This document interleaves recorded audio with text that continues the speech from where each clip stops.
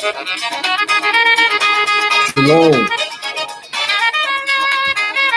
Since I have this book here, and it's called The Negro Question Part 2, The African Slave Ships That Came from Judah by Lee B. Cummings. I've had it for a while. I've shared a few things here and there on Facebook, but I never really just went all the way through it as far as from beginning to end completely.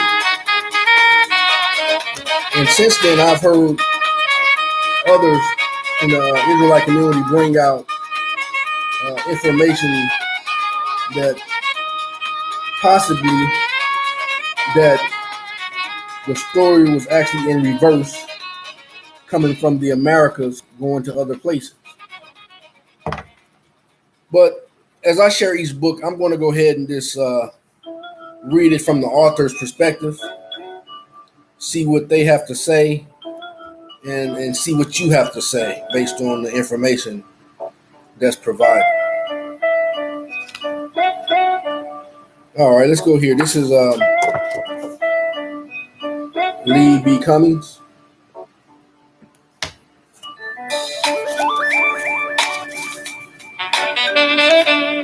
Start at page 4. It starts off with the map of what they call Slave Coast, Judah land.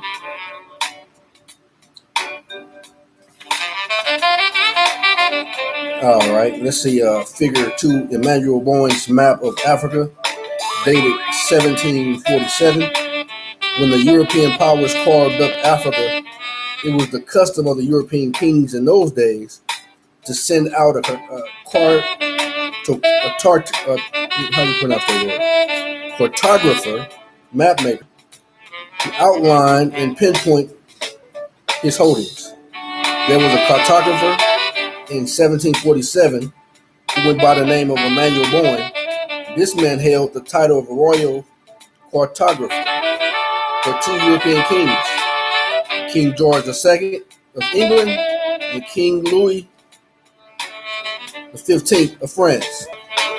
What is unusual about the map that Emmanuel Bowen brought back to these 2 kings is that in the center of the map, Bowen shows that the true name of the so-called slave coast was none other than the kingdom of Judah.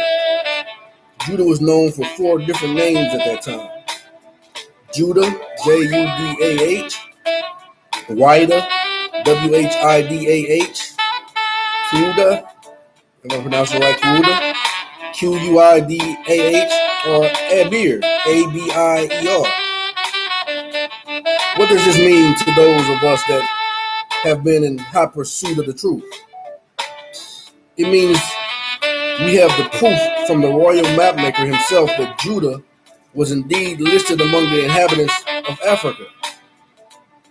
Of even greater interest is the fact that the maps were not disputed by 2 kings. You would do well to take heed to the fact that the British laid claim to the so-called slave coast, that its inhabitants were sold into British colonies, and one being in North America. How authentic is this map?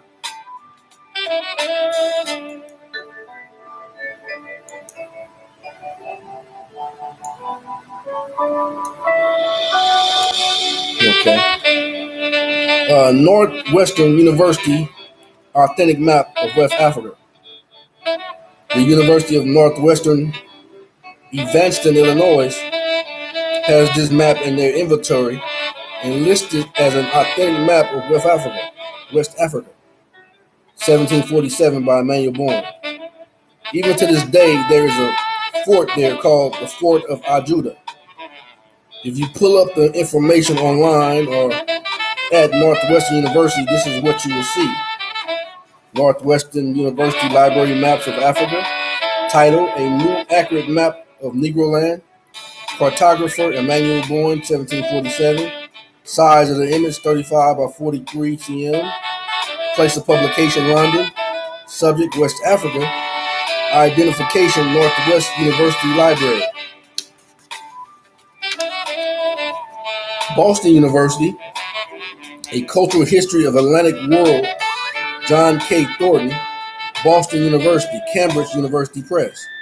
On page 64 and 70, reference is made that the French had a director of Judah, and that the French also had a trading post at Sèvres, the capital of Judah. Did the writer know that the name of Judah was Judah? I don't know, but one thing is for certain, the Europeans seem to know that the Negro in the Americas and the Caribbean came from. Louisiana State University, the ships that came from Judah. There's publication writing in Louisiana State University titled Creole New Orleans, Race and Americanization, edited by R. Hirsch and Joseph Logsdon, Louisiana State University Press, Baton Rouge and London. On page 67 of this publication are the notes of a white slaver recalling the inventory of human beings on a cargo ship. Let's see what he writes. He writes that 16 slave trading ships arrived from the Senegal region. 6 ships came from Judah and landed at the mouth of Mississippi. And in 1731, one ship from Judah landed 464 slaves at the mouth of the Mississippi. On page 69, it states that the Company of India had a trading post at Judah, Gulf of Benin. There it competed with the nations of Europe. The Portuguese was taking the upper hand at Judah. Northwestern University, Boston University, and Louisiana State University have in its possession documents calling the slave coast of Africa Judah. If you want to believe me, surely you will believe academia. Aren't they supposed to be caretakers of the truth? You also have a town named Ahuda that was in existence before the Portuguese ever set foot in West Africa soil. The Kingdom of Judah slave coast was controlled by the British, and all these black Jews came pouring into British colonies. The question that arises from the research is, how did these black Jews, page 7, get to West?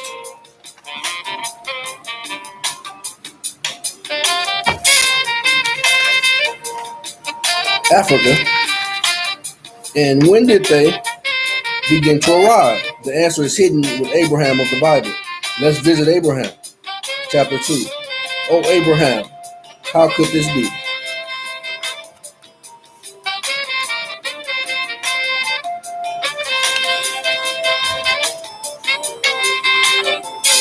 Figure 4, Mary painting scene. This is a painting that was found in ancient Mesopotamia. It is called the Mary painting scene. The brown-skinned people in the picture are the ancient Sumerians. Sumer, Shinar, in your Bible, was located near Tigris and Euphrates River, modern-day Iraq and Iran. The Bible, Genesis 11:31, records that Abraham had an organization in Ur of Chaldees. Ancient Ur was in the land of Sumer, Shinar in your Bible, or Mesopotamia. Of particular interest is the tablets that were found in Sumer, in which the ancient Sumerians described themselves as black-headed people. One of the mighty men that lived in that generation, that went by the name of Sargon the Great, stated in his writings that he ruled over the black-headed people. See the Negro question part 1, page 7 and 8. Figure 5, Black Man of Sumer. From the evidence cited above, the image of the ancient Sumerians, the statement from Sumerians describing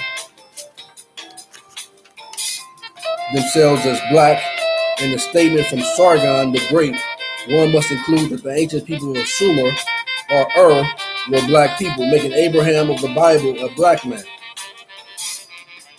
I have located a picture of a few warriors from Mesopotamia, Sumer, Ur, that calls themselves the Elamites. Take a close look at these guys because they were and are most certainly black. See next page. For further reference, see Genesis, the 10th chapter, verse 22, it clearly stated that Elam is the son of Shem, Abraham's father.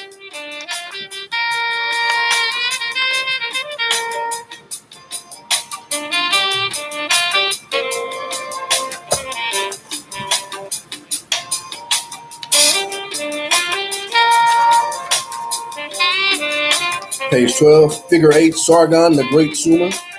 The portrait that you saw on page 11 is a Sargon the Great. It is said that this black king, that he ruled from Elam to the Mediterranean. This guy was from the same region that Abraham was from, and basically what is involving from introduction to this book is that brother Abraham was indeed a black man, and Sarah, his sister, was a black woman. Fact, not fiction. From this point of view, I will attempt to trace the footsteps of Abraham's sons, Israel and Esau. For the record, I am not interested in race. I'm only interested in one thing. And what might that be? The people of God. And so-called Negro, wake up from this deep sleep that we are in and recognize that we are indeed the people of the Bible. Chapter 3, the footsteps of the black seed of Abraham.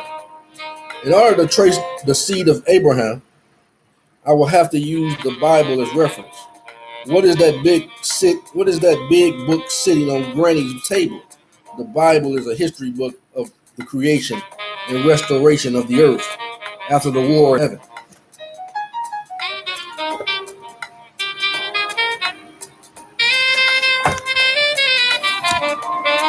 The Bible is also the history of the world before it happens, the foreknowledge of God.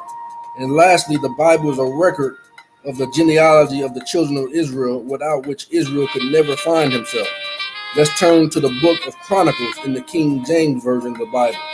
In First Chronicles, the first chapter, verse 34, it reads, "And Abraham begot Isaac, and the sons of Isaac, Esau and Israel."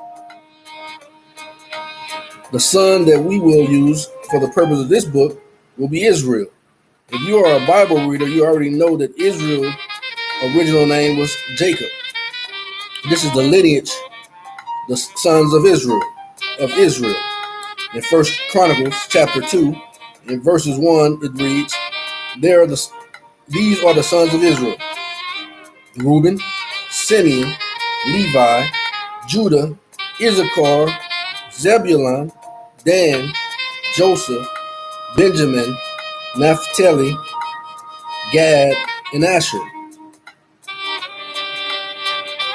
The book of Exodus, chapter 1, and verses 1 and 5 reads, "Now these are the names of the children of Israel, which came into Egypt. Every man in his household came with Jacob, Israel: Reuben, Simeon, Levi, Judah, Issachar, Zebulun, Benjamin, Dan, Naphtali, Gad, Asher, and Joseph. All of the souls that came out of Israel were 70 souls, for Joseph was in Egypt already. Now the word Egypt means black. In order for me to write this book effectively, I must show you pictures of the true Egyptians. Why? Because we have some people in Egypt today who are pawning themselves off to the world as the true Egyptians. The people in Egypt today are not Egyptians, they are Turks, left over from the old Turkish Empire. See image on the next page of ancient Egyptian. Figure 9, black Egyptian mummy, housed at Vatican Museum. If you won't believe me, I know you will believe the Catholic Church. The Vatican Church knows what a true Egyptian looks like. That's why they have one housed on display at the Vatican. Figure 10, Egyptian Queen Nefertari.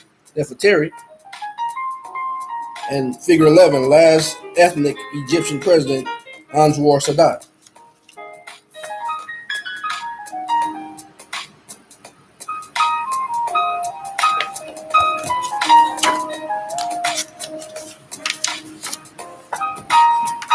The Europeans know that the ancient Egyptians were black.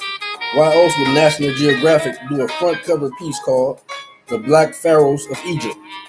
The problem with this generation, and there are many, is that there's a major failure to read books. If you would force yourself to read, you would know that all the people of the world, all races, have been migrating for the last 6,000 years. In fact, the proof is in the black community.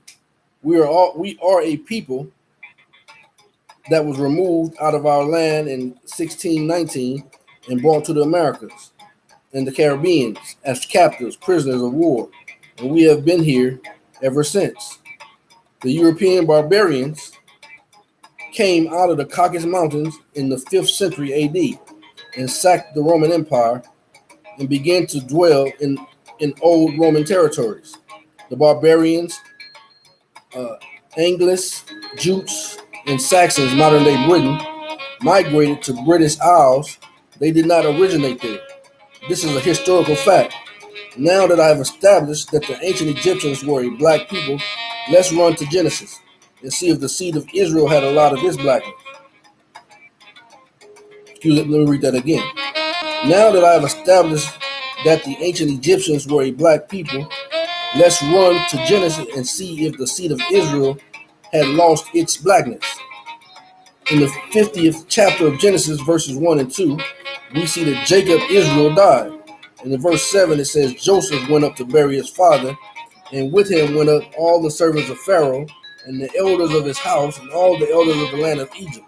Verse 8, and all the house of Joseph and his brothers, and his father's house. Verse 10, and they came to the threshing floor of Atad, which is beyond Jordan. And there they mourned with a great and very sore lamentation. Verse 11. And when the inhabitants of the land, the Canaanites, saw the mourning in the floor of Atad, they said, this is a grievous mourning to the Egyptians. What is the point? The Canaanites could not tell the difference between the black Egyptians and the black Israelites because they both had black skin. Is there further proof? Yes. There was a coin found in Cairo Museum with the image of Joseph on it. He was depicted as a black man. See the image of Joseph on the next page. This here is the image she was talking about in National Geographic.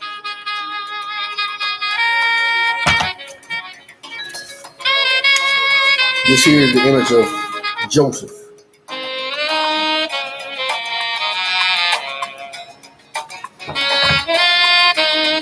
Image of Joseph Viceroy of Egypt. Figure 12, Joseph in Egypt. The image of Joseph was found on some coins in the museum in Cairo, Egypt, with Joseph's name and inscription, Joseph Viceroy of Egypt. In case you don't know it, this is Joseph of the Bible. The Europeans depict or paint Joseph as a white man, but the ancient Egyptians depicted the Hebrew captive as black people. You can pull this image up on the internet by pulling up the Joseph coin found article, Al Abrams News, Cairo, Egypt. Chapter 4, the Assyrian invasion of Israel. King Yahu and the princes of Israel. The black obelisk and Shalmaneser III reigned 858 to 824 BC. It's a black limestone bas-relief sculpture from Nimrod, ancient Kalu, in northern Iraq. It is currently displayed in British Museum. It is the most complete Assyrian obelisk yet discovered. It's historically significant because it displays the earliest ancient depiction of an Israelite. It is erected in Assyria as a public monument in 825 BC, which was during a time of civil war. The obelisk was discovered by archaeologist Sir Henry Layard in 1846. The obelisk featured 20 reliefs, 5 on each side. This depicts 5 different subdued kings bringing tribute and prostrating before the Assyrian king Shalmaneser III. I have enlarged the image off of Shalmaneser's obelisk to give you an idea of how the Assyrian captives depicted the ancient Hebrew Israelites of the Bible. You will need to take careful notice. Not only are these brothers depicted as black men, but they also have nappy afros. Below is an image of King Yehu of Israel kneeling before Shalmaneser, which does not give a good detail of his afro, or as blackness, but on the next page you will see that the Hebrew Israelites in procession were black indeed.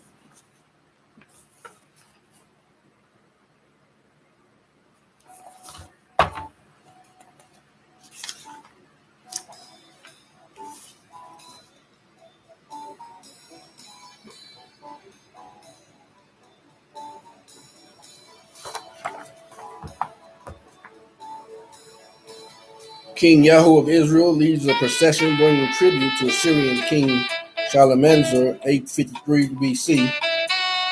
Figure 13, black Hebrew Israelites with nappy hair like lamb's wool, fringes on the bottom of their garments. See also Numbers 15, 37 to 41. Israel was to put fringes on the borders of their garments to remember the commandments of the God of Israel.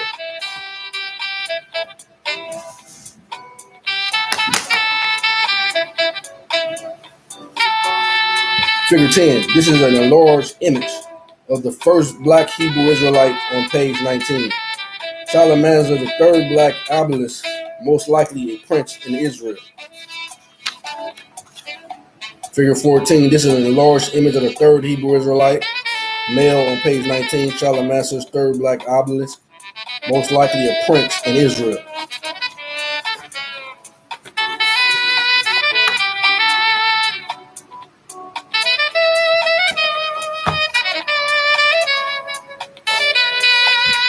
Sennacherib's hexagonal prism. Figure 15. This prism records the reign of Sennacherib, 689 BC. I'm not going to write everything that was found on this prism time capsule, but I will reveal the treasure that has been saved here. The prime state that Sennacherib took captive Hezekiah's harem daughters, male and female musicians, back to Nineveh, my royal city. For you Bible scholars out there, the musician came from the tribe of Levi, and on the next page I have provided for you what a Hebrew Israelite looks like before the so-called European Renaissance period.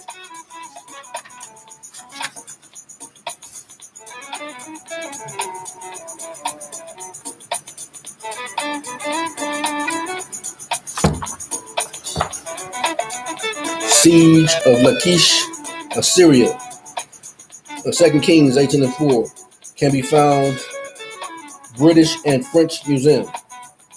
Figure 16, image of corn-rolled Hebrews going into Assyria captivity.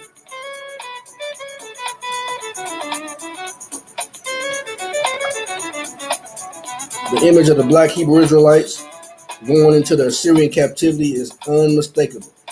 They are depicted as being black men with cornrows and nappy braided facial hair. And in order to emphasize this more perfectly, I enlarged the image for you on the next page. Figure 17 enlarged from page 23 of a black Hebrew Israelite male with cornrows going into the Assyrian captivity.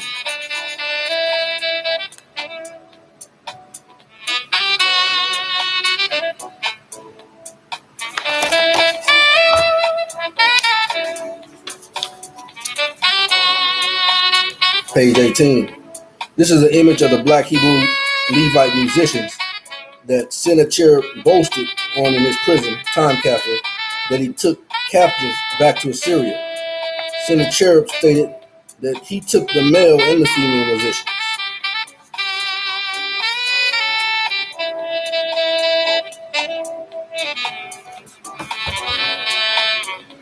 In the 15th chapter of First Chronicles, 15 and 16, 17, 19, 20, and 21, verse 16, and David spoke to the chief of the Levites to appoint their brethren to be the singers and the instruments of music, psalteries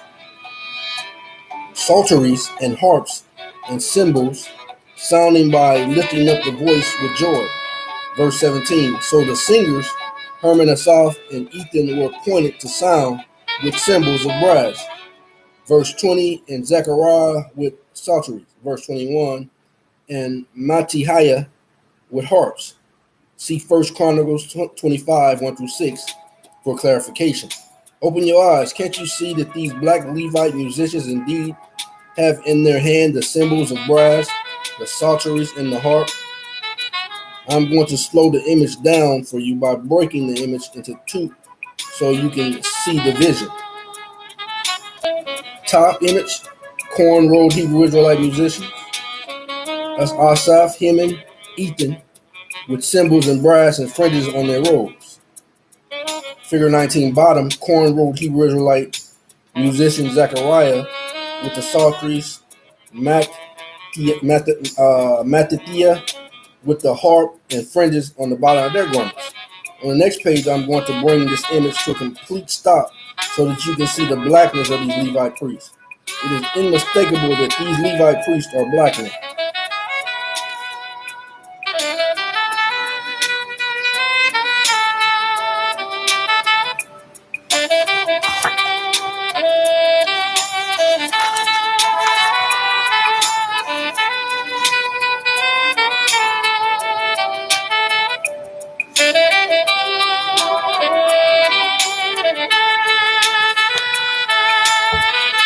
Figure 20, the image of the Hebrew Israelite musician blown up on page 26 and 27. With their belongings, this is Naphtali, Israel going into the Assyrian captivity. With their belongings slung over their shoulders, Hebrew captives are being driven out of Astortu, or Ashtaroth by Assyrian warriors. Relief from Nimrod, time of Tiglath-Pileser III, 8th century BC. The scene is recorded in your Bible in 2 Kings 15:29, where it reads, "In the days of Pekah, king of Israel, came Tiglath-Pileser, king of Assyria, and took all the land of Naphtali and carried them captive to the land of Assyria." Blown up image of Assyrian relief from Nimrod, time of Tiglath-Pileser III. This image is taken from page 28 and enlarged to show you that the nappy hair and the blackness of this image of Naphtali Israel from page 29 and 30. I enlarged the first Hebrew Israelite, which is the second black male.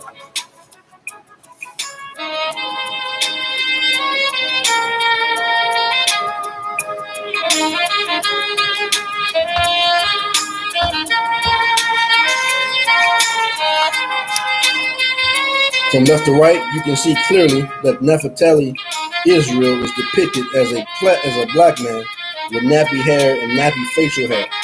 Assyrian invasion of Lachish, Assyrian relief after the conquest of Judean city of Lachish.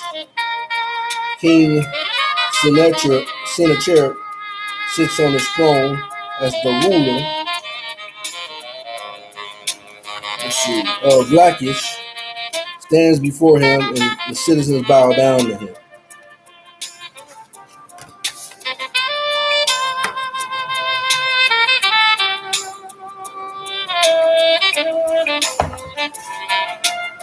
Figure 21, Assyrian Relief, British Museum, Black Hebrew with braids. See 2 Chronicles 32, verses 1 and 9. This is an image of a nappy-headed, braided-haired Israelite kneeling before the Assyrian king, Sennacherib. But notice the braided hair on the Judeans and the braid locks of the Judean, ruler of Lachish. See the blown-up image on the next page? That further proof do we need? Same thing, but he's trying to show you his hair and his beard. Figure 22. This is a blown-up image of one of the black Jews of Lachish from page 31. The image is of the fourth man from the left to the right. He is a black Judean male with an afro and a nappy beard. Go to the next page and we'll illustrate this more perfectly. On the next page, I will slow the image down further to highlight the blackness of these citizens of Lachish.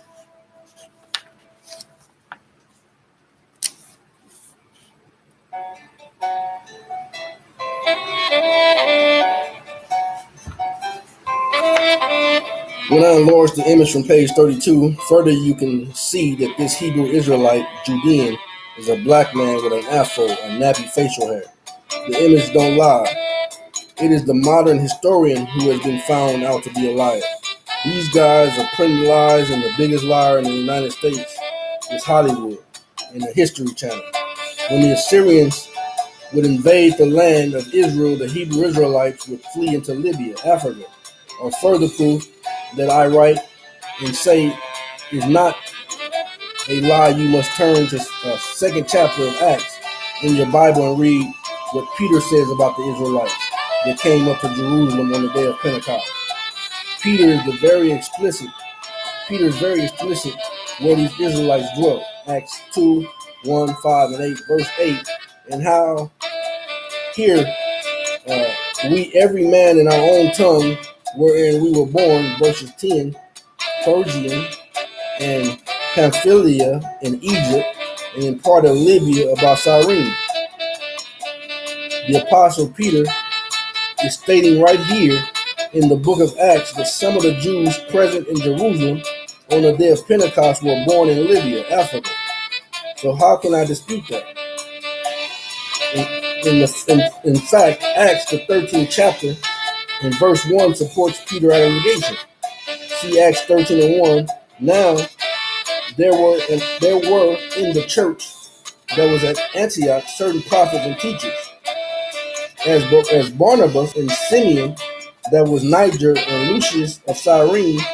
This place, Cyrene, was in Libya, Upper Libya, or what you have become to know as this generation as Africa. Where did the name Africa come from? Black Hannibal was defeated by Roman general Scipio Africanus at the Battle of Carthage in 201 BC, and after the defeat at the hands of the Romans, this man's name began to replace the name Libya. Here's an image of a map.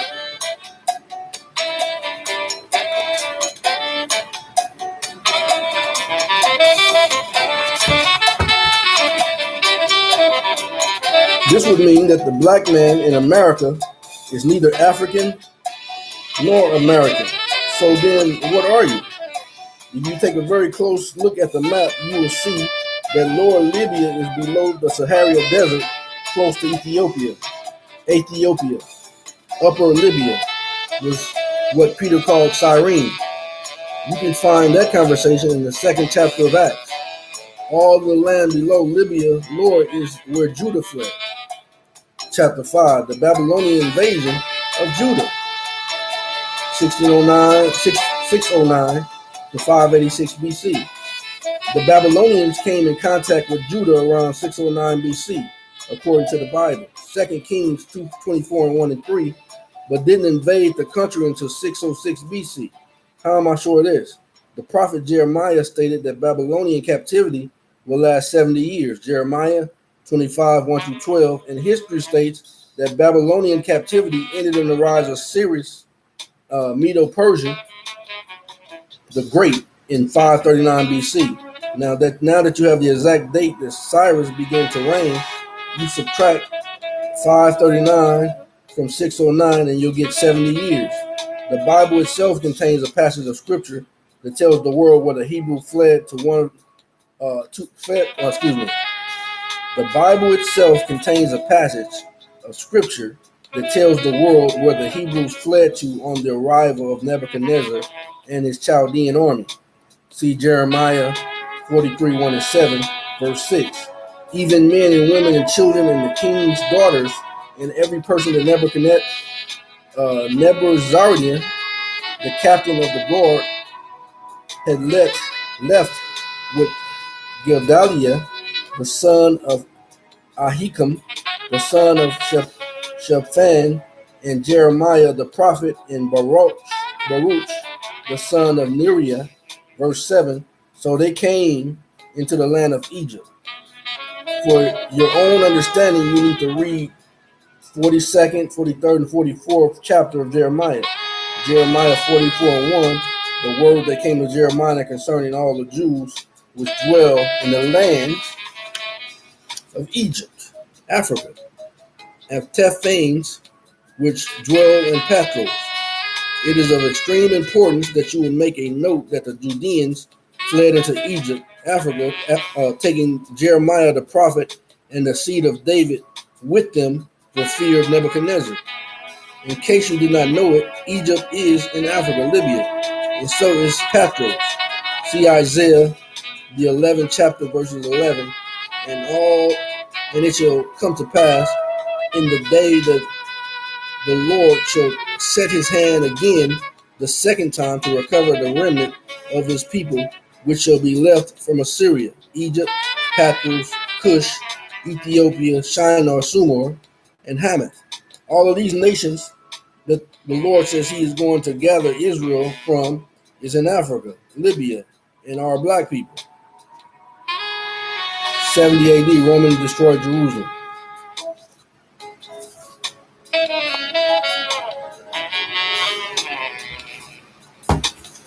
Figure 23, the arch of Titus Caesar depicting the Roman soldiers looting the temple in Jerusalem, 70 AD.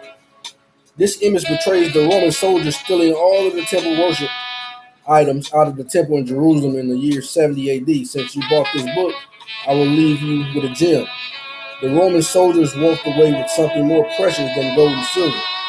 When the Romans looted the temple in Jerusalem, they also took the birth records of Yeshua, Jesus, Yeshua, Christ. Can I prove this? Yes. The Levites used to keep all of the records of the nation of Judah, birth, death, land, marriage, in the temple. In the book of Luke 2, 1 through 16, it has been recorded that Augustus Caesar took census when Jesus was born. Augustus took a census in 28 BC, 8 BC, and 14 AD in the entrance to Augustus Caesar. Tomb is plaque called the Deed of Augustus Caesar. This plaque gives the proof that he took 3 lustrums census. Now, Jesus, Yeshua, was born in Bethlehem in the year 6 BC. I know this because Herod murdered all the black Judean male babies from 2 years old and younger. And it has been recorded historically that Herod died in 4 BC. Do the math. 6 minus 4 equals 2. Augustus Caesar took 3 lustrum census in his lifetime, but there are only 2 that have anything to do with Jesus, Yeshua. Of the Bible. If the Romans missed recording Jesus' birth in 6 BC, then surely they would have recorded his existence in 14 AD. In 14 AD, Jesus would have been 18 years old. All of the birth certificates of the New Testament characters would have been among the documents stolen by the Romans. You can find a detailed explanation of Jesus' birth certificate in the book that I wrote, The Jesus-Mary Conspiracy, page 49, the author Lee Cumming. All of my books can be found on Amazon.com. So then the most precious thing that the Romans took out of the temple in 70 AD was the birth certificate of Jesus Christ, not the gold and the silver. The birth certificate of Jesus Christ is sitting in the Vatican vault to this day. Vespasian Caesar had a coin minted a year later to commemorate the event. Figure 24, this is a coin minted by Vespasian Caesar in 71 AD, commemorating his victory over Judah. See the backside of the coin blown up on the next page.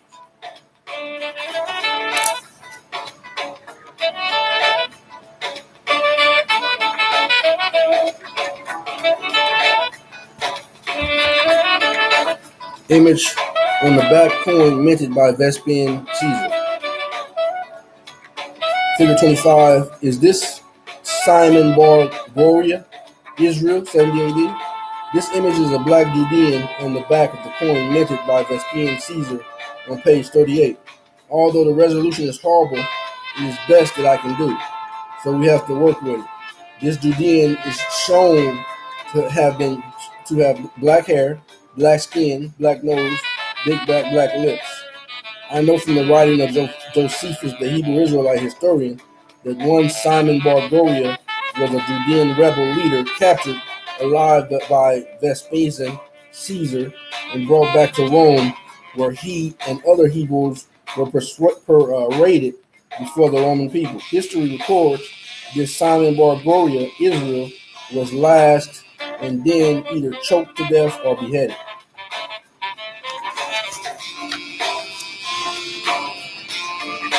I am of the opinion that this is Simon Gloria Israel because all the other rebel Judean leaders had been killed while they were trying to fend off the Roman invasion of Jerusalem in 70 AD. Simon by Gloria Israel and the other Hebrew captives were brought to Rome to be sported in front of the Roman people. If anybody knew what an Hebrew Israelite looked like, it would be the Egyptians, Assyrians, and the Romans. Each one of these conquering empires painted the Hebrew Israelites in the Bible as black people. When the Romans invaded Jerusalem in 70 AD, the black Hebrew Israelites had only one escape route, and that was south into Libya, Africa. They followed the Nile River down into West Africa. I found it interesting that all of the black nations, Egypt and Assyria, and empires that led Israel away as captive, recorded them as black people, with braids, afros, and cornrowed hair.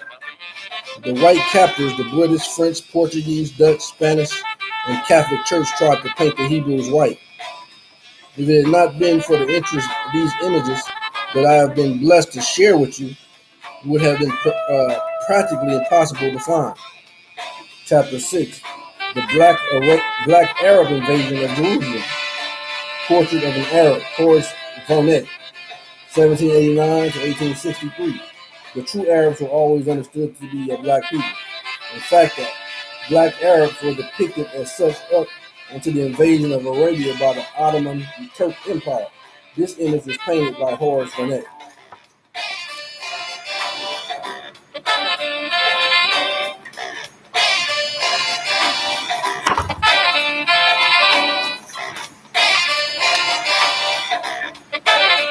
Arabs crossing the desert. Jerome. Jean Leon Jerome, 1824 to 1904. The black man Abraham had a son by the name of Ishmael, who was Abraham's firstborn. See Genesis 16, chapter 16, verses 1 and 3 and verse 15. The Bible tells you that the name Abraham's first son was Ishmael, and Ishmael is the father of the true Arabs. The original Arabs were black people, just like their father Ishmael, the son of Abraham. These are the true Arabs of antiquity. The white Arab in the hood, your liquor store, and gas station are imposters. This white Arab can't prove his lineage. Arab chieftain and his entourage. Adolf Schreier, 1826 to 1899. Adolf Schreier, 1828 to 1899. The lineage of the white Arab does not trace itself back to Abraham. They can only trace their lineage back to Japhet, the son of Noah. This Japhet is the white European, and they either know this or have been taught the same garbage that we have. On the next page, there is an image that was painted by, but let me show you the first image on these pages.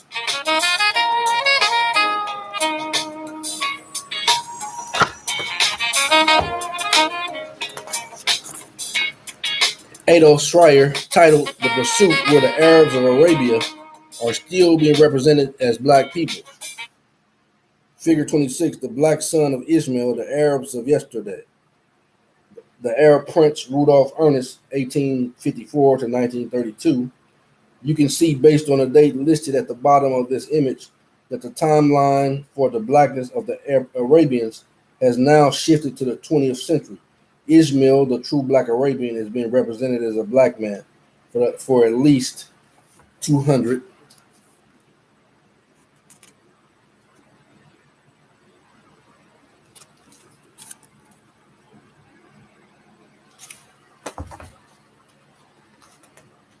let's see, at least 200 years, beginning in the 18th century and ending in the 20th century, according to the ancient artifacts of the original Arabs, was always a black nappy-headed man.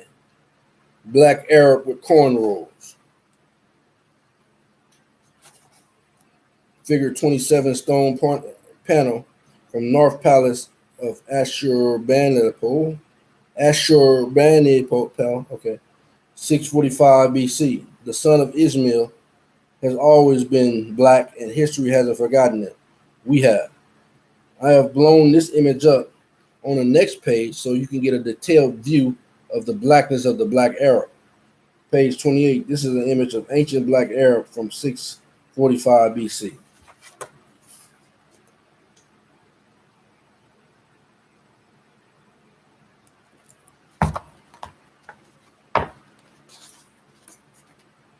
The image on the coins from antiquity don't lie, people. It is the racist historian that are lying.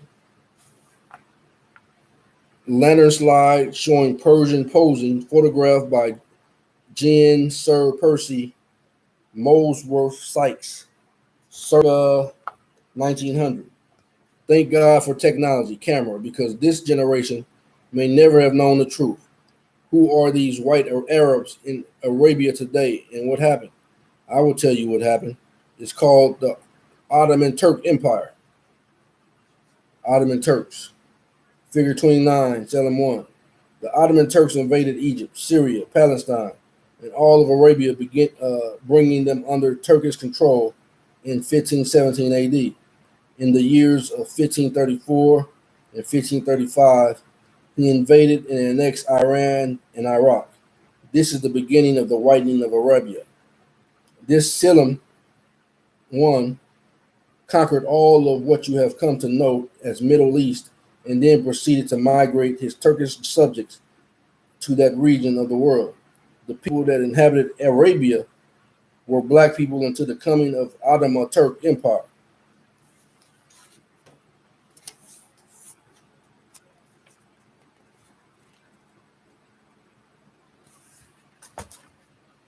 This is a historical fact.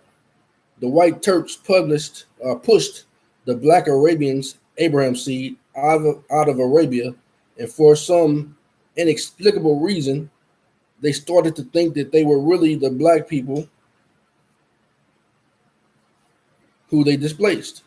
The Turk that is in Egypt has been brainwashed into thinking he is the descendant of the ancient Egyptians, even though he looks nothing like the artifacts. This may be one of the reasons he keeps cutting off the noses of the Egyptian statues. This phenomena, amnesia, has spread all over the region of the Middle East. These European Turks have deluded themselves into thinking that they are the original Arabs of history. So now we can put a date on the arrival of the white Arabs, 1517, to Arabia. This is why the Lord had Daniel to write in the 7th chapter of Daniel, Daniel 7 and 25, that the beast, Antichrist, would try to change times, history, laws, and seasons. The black Arabians drove the black Jews out of Jerusalem in the year 640 AD. And again, the only route that these fleeing Judeans could take was south, following the Nile River down into the West Africa. These are the facts, ladies and gentlemen, not that free education garbage that we receive in these so-called schools of higher learning. The time for believing everything people tell you is over with. That is what children do. It is time for you to be weaned from the breast. The Lord has had it written in Isaiah 28, 9 and 10, whom shall he teach knowledge? Whom shall he make to understand doctrine? Those that are weaned from the milk and drawn from the breast. In the book of Corinthians, 1 Corinthians 13, 11, Paul writes, when I was a child, I spake as a child. I understood as a child. I thought as a child. But when I became a man, I put away childish things. What we have been taught in America and the Caribbeans are childish things. We really need to grow past the foolishness of what we have been taught. What is wrong with you or me doing independent research outside of the government-sponsored education? The answer is in the Willie Lynch letter. This will produce a free man, woman, and child. That's why Jesus said, "You shall know the truth, and the truth shall make you free." Chapter 7 will deal with the Black Jewish Empire of Ghana, Mali, and Sage, Sangai,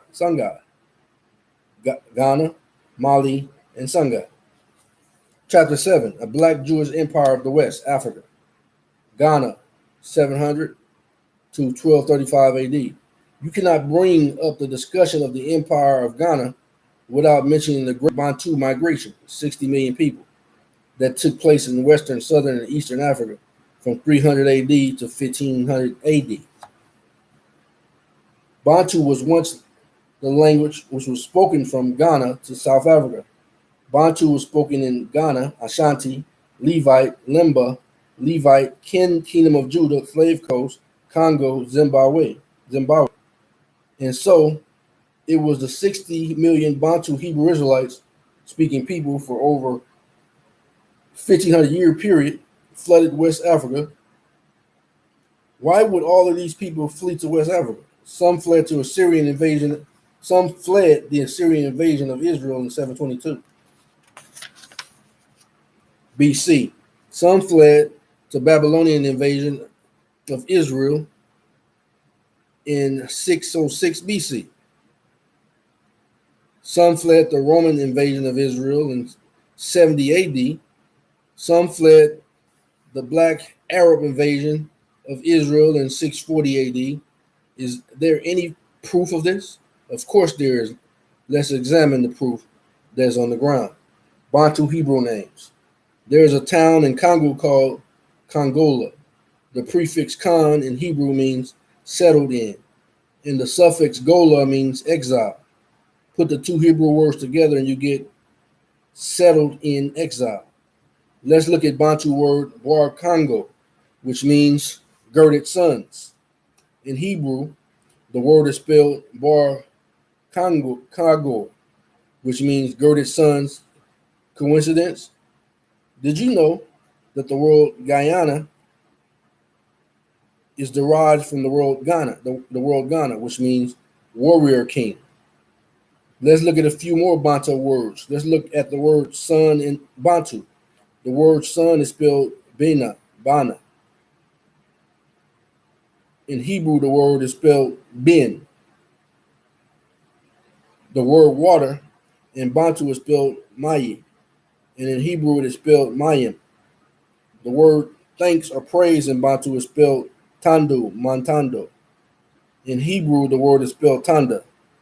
In Bantu, the word to play is spelled Saka. But in Hebrew, the word to play is spelled Tasaka. The Bantu word for God is Yah Abe. And the Hebrew word for God is Yah. You don't have to be a rocket scientist to see that Bantu and Hebrew is the same language.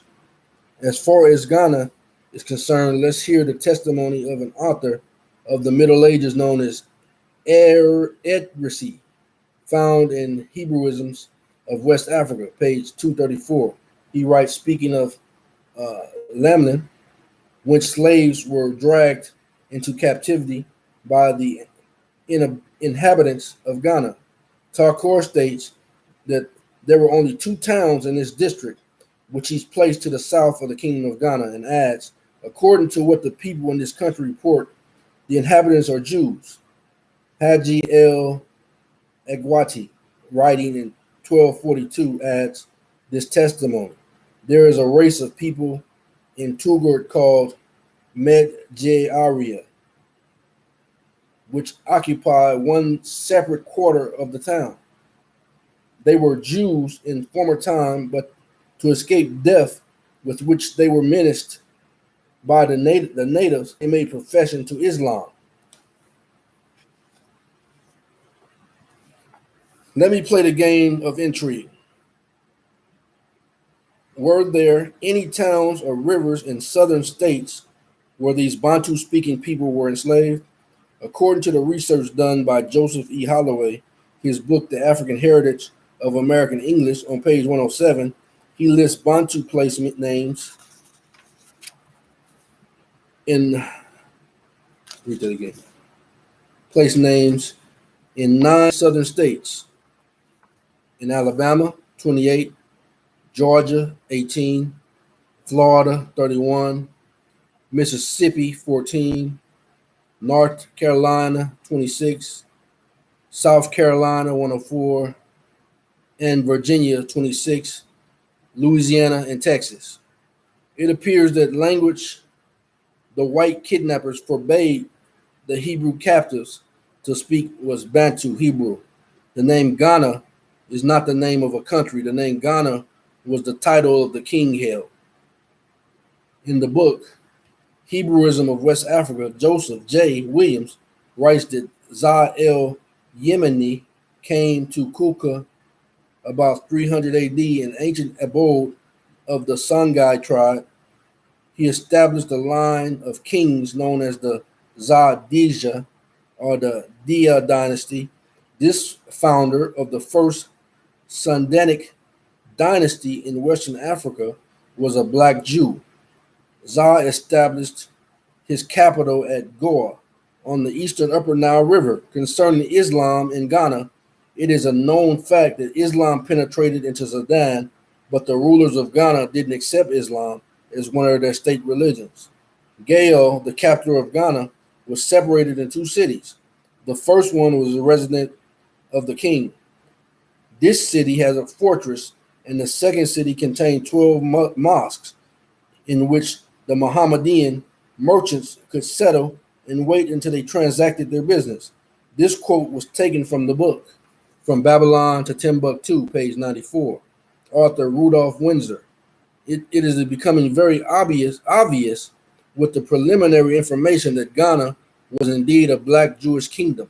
The first king of Ghana that accepted Islam was the king of Gayo in the year of 1010 AD, according to Rudolph Windsor's book, From Babylon to Timbuktu.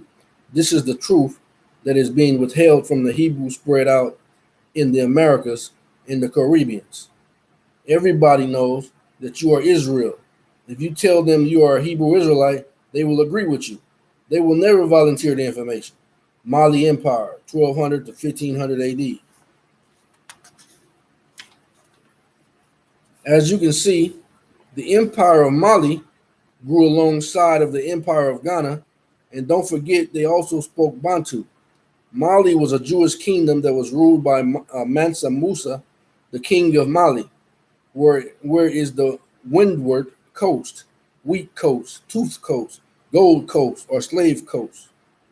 These places were in the minds of the kidnapping whites that invaded West Africa. What nation in the right mind would name a piece of its land the Slave Coast? This is the thinking of the government-sponsored education producers, a slave mentality. We will get back to Mansa Musa later. I want to visit some articles that have recently been popping up in the news concerning Hebrew scrolls found in Timbuktu.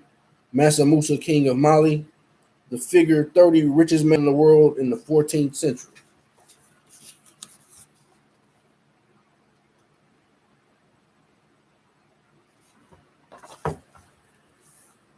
Current events.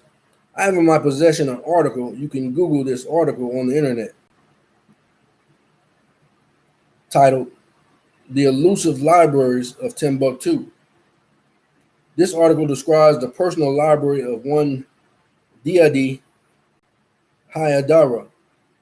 One of the books is Hayadara's library is the Tariq al-Fatah, which is a history of the Sudan up to the late 16th century.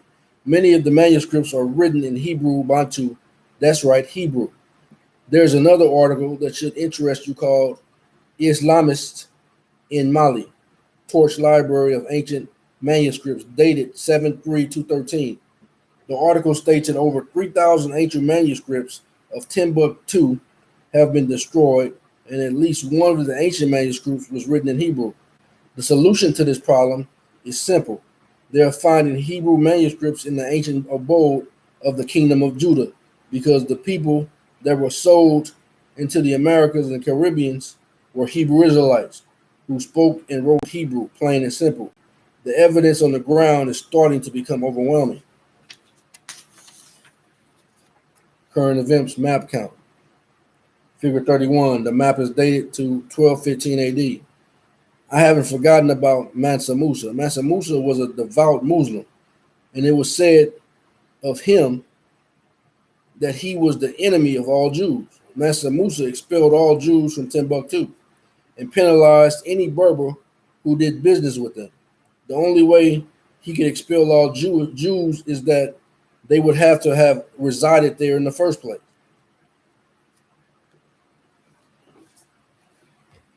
Songhai 1300 AD 1600 AD.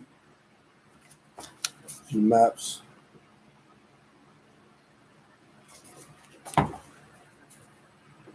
I have to keep this map in front of you, in front of your face, because it has become apparent that the people of Ghana, Mali, Songhai are the same people who gave different names to the small kingdoms located within the empire. There was a king of Songhai whose original name was Muhammad Turi, who began to be called by a new name, and that was Muhammad Askia. As a result of the rise of Askia dynasty, the Zad dynasty of Black Hebrew kings was terminated about 1492 AD. The Moroccans, Black Moors, invaded Songhai for the wealth, and even though the Moors eventually withdrew its army, Songhai would later never be the same. After the Moors withdrew from the Sudan, the Portuguese, French, and English established colonies and took the mineral sources of West Africa. What is the conclusion? For over 1,200 years, there were Black Hebrew kings ruling over Ghana, Mali, Songhai, from one time or another. The west coast of Africa had an empire that the white historians in their universities never teach nor talk about.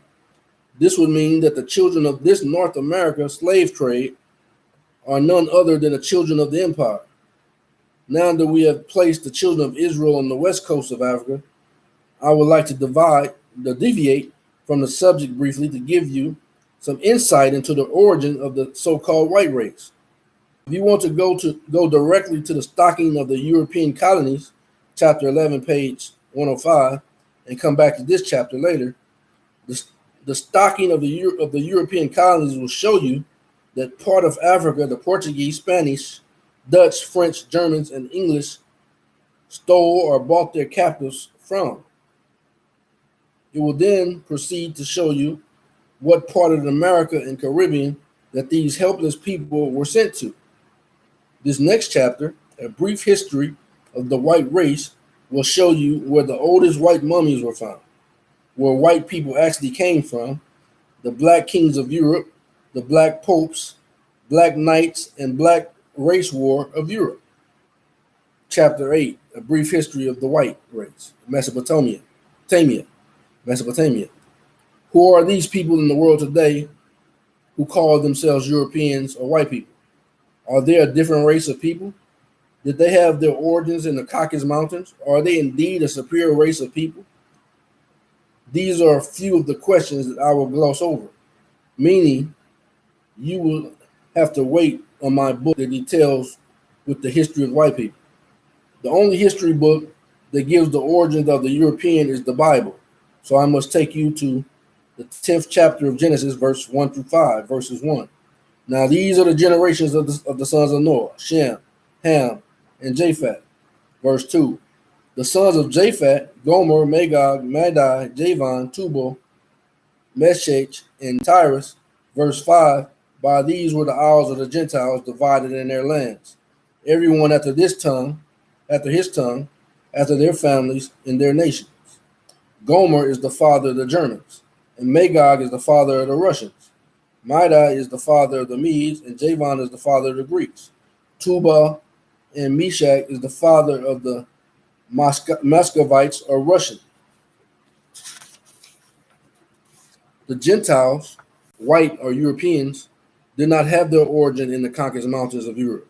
Their father Japheth settled in Shinar or Sumer, according to the 11th chapter of Genesis.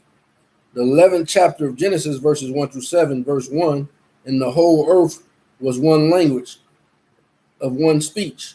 Verse 2, and it came to pass as they journeyed from the east, they found a plain in the land of Sumer, Shinar, and they dwelt there. Look, Sumer is in Mesopotamia near the Tigris and the Euphrates River. It is in the location of Iraq and Iran. It was from here that the white man sprang, and it was from here where we can definitely pick up his footsteps and begin to get a better understanding of this guy. Asia, the Bible, 11th chapter of Genesis, verse 1 through 9, talks about a time when the living God came down from third heaven to disrupt the language of man and to scatter man across the habitable part of the earth. Verse 8, so the Lord scattered them abroad from thence upon the face of all the earth, and they left off to build the city. Verse 9, therefore is the name of it called Babel, because the Lord did there confounded the language of all the earth. It is from Babel that the word scattered man abroad upon the face of all the earth. Now there is a time when man only knew of three continents: Asia, Libya, Africa, and Europe. But we know that the white race had their origin in Mesopotamia. So Japheth and his offspring journeyed up into Asia, and from there he went into Europe. Two archaeologists, Stephen Albert von Leeuwenhoek and Sir Aurel Stein, discovered the remains of a Caucasoid mummies carbon dated around 1800 BC in Tarim Basin, Xinjiang, China. The Tarim mummies. The Tarim mummies discovered at Tarim Basin, the oldest white mummies ever found.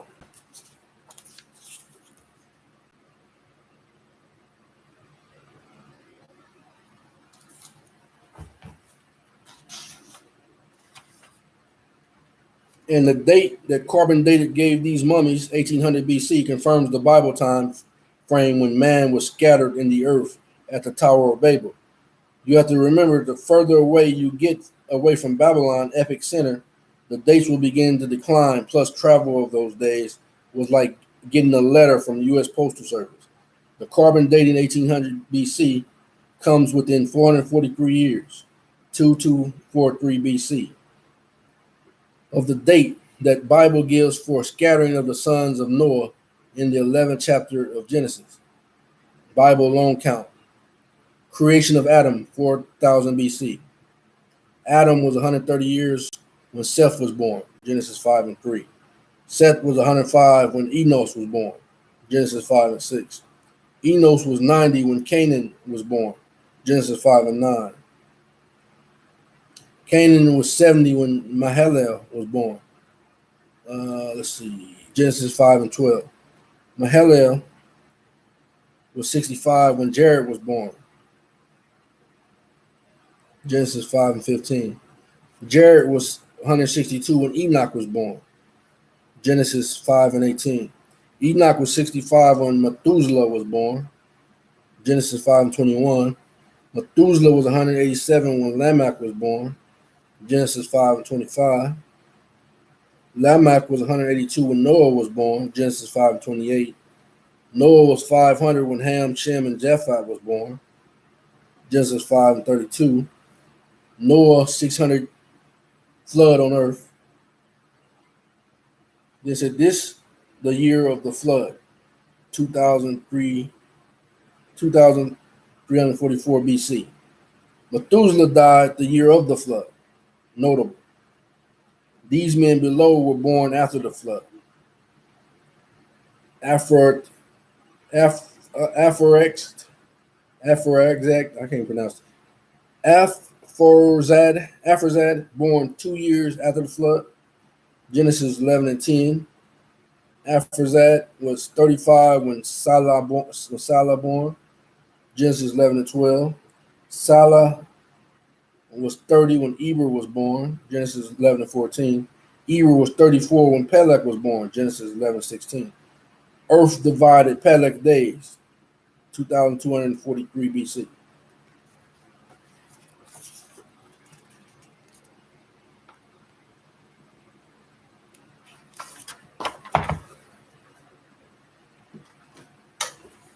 All right, let me plug this up.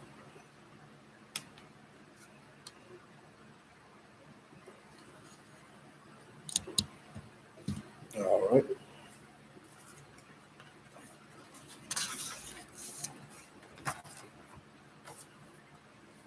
Page 68. The year 2344 BC is the exact year of the flood, and the year that the earth was divided among the sons of Adam was 2243 BC. This is a fact, not fiction. The white invasion of Greece, the Greek Dark Ages. Figure 33, the Black Greeks of Akrotiri, the procession. This fresco of Black Greeks was taken from the excavation site of Thera, a volcanic island 120 miles southeast of Greece, mainland. This was the site of one of the world's greatest eruptions called Akrotiri. See next image on the next page of Black Greeks.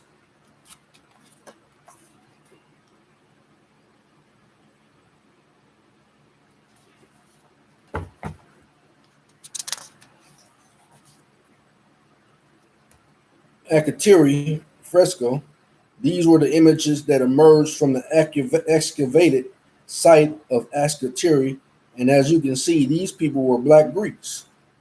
This was one of the biggest volcanic eruptions the Earth ever seen, carbon dated to 1500 BC to 1200 BC. It appears the people are evacuating the city. The reason I showed you these images of the Black Greeks was to reinforce the statement that the whites invaded a Black Greece. The most interesting thing that occurred when the whites invaded Greece was the historians recorded that all writing stopped and hence Greece experienced a dark age. This was proved to be the calling card of the white race. I will show you that everyone, I mean everywhere, their feet tread darkness and misery follows.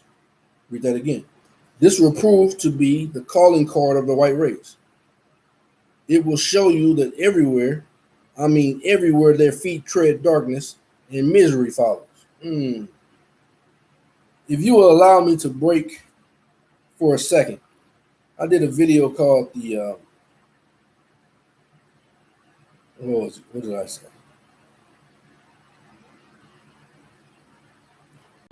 The Devil's Church in part 3, and it was telling you about Satan. And I'm not saying the white race is the devil, but this quote here drew me back to the quote that says Satan's name is Ahia, and he's miserable. He tries to make everybody else miserable. So that's what made me think about this. I just went to that thought when I read this. This will prove to be the calling card of the white race. I will show you that everywhere, I mean everywhere, their feet tread darkness and misery follows. Let's take a trip to Rome and see what effects, if any, that these white barbarians have on Roman Empire. I will get back to the subject of this book, the Negro question. But in order for us to understand what happened to the West African captive, you know me by now, thoughts pop in my head and I shared it. I looked up on the etymology online dictionary, and it spoke of a people called the Ethiops. And these people called the Ethiops are a peaceable people that's contrary to these other people. And he said these people originated from the east where the sun rises to the west where the sun sets, of brown visage.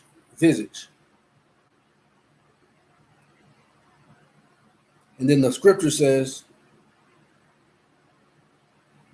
"O Israel, aren't you like the Ethiopians to me, or the Ethiops to me?" So I just share thoughts that come to me that I hope that can be helpful.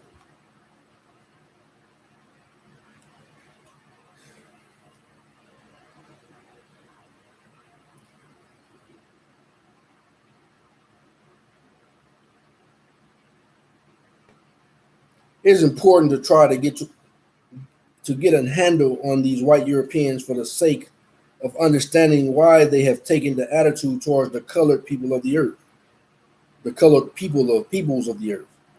This section is not interested in racial divide.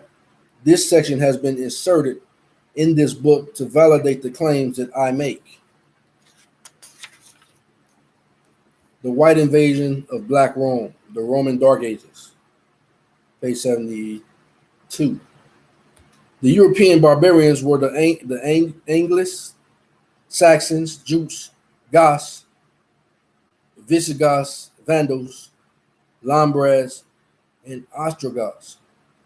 Your amateur historian knows that in the 5th century, the white barbarians invaded the Roman Empire because of a man by the name of Genghis Khan. Genghis Khan was so featured by the barbarians that history records that when Genghis Khan came across the Volga River, that 1/4 of Europe migrated southward into the Roman Empire. This migration of barbarians overwhelmed the Romans, and eventually the empire collapsed. One of the questions that a historian never answered was this: who were the people who lived in these lands before the coming of the white barbarians? Who lived in England, Britain, France, Ireland, Germany, Spain? What does history say that these people look like? In order for me to answer my own question, we must proceed to the archaeological record that the art that has yielded of that time. I have in my possession images of black Romans and brown-skinned Genghis Khan. You be the judge. Black Roman poet Virgil. Publius Vergilius Maro, also known as Virgil or Virgil, 70 BC to 19 BC. The great Latin poet Virgil, holding the volume on which it is written, the Aeneid. On either side stand the two muses, Clio, history, and Melpomene, tragedy. The mosaic, which dates from 3rd century AD, was discovered in Hadrumetum of Susa, Tunisia, and is now on display in Bardo to Museum in Tunis, Tunisia. This is an authentic image of Virgil, the famous Roman poet, in fresco, was dated back to 200 AD. If I was you, I would take this book to school and ask your professor about it.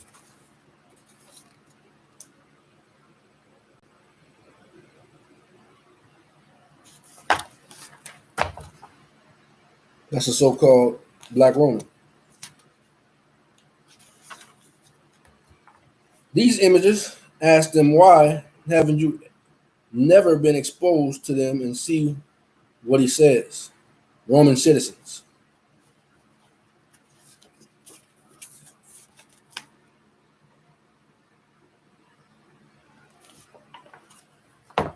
When Paul was a Roman citizen. This image is of the ancient Etruscans, and these are the images that was left behind of the ancient Romans. These were some of the people that lived in the Roman Empire before the coming of Genghis Khan. The Roman Empire was an empire built upon the same experiment as the Americas. There was no such thing as race. Racism is a 20th century invention. As you will see from the so-called Renaissance period, white barbarians, out of fear, began to migrate south towards the Holy Roman Empire. Genghis Khan. Genghis Khan, figure 34, Genghis Khan, scroll found National Palace Museum, Tapi. This is the man who made Europe get off of its axis and flood the Roman Empire. As you can see, Genghis Khan is a brown-skinned man, not a white man as History Channel in Hollywood portrays him. In fact, on the next page, is an image of his grandson, Kublai Khan, and he is also a brown-skinned man.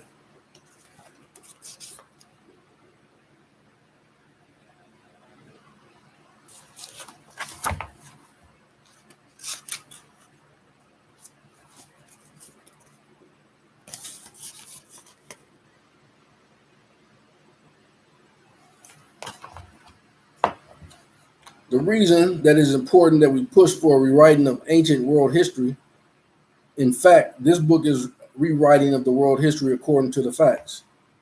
Figure 35 brown-skinned Kublai Khan, the grandson of Genghis Khan. German tapestry, wild men and Moors. This is a snapshot of what black Europeans experienced during the 100-Year War, 1334 to 1453 in Europe, when these white barbarians overran black Europe.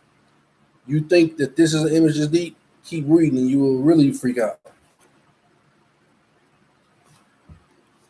Chapter 9, the Black Kings and Popes of Europe, Black Russian King Miriam.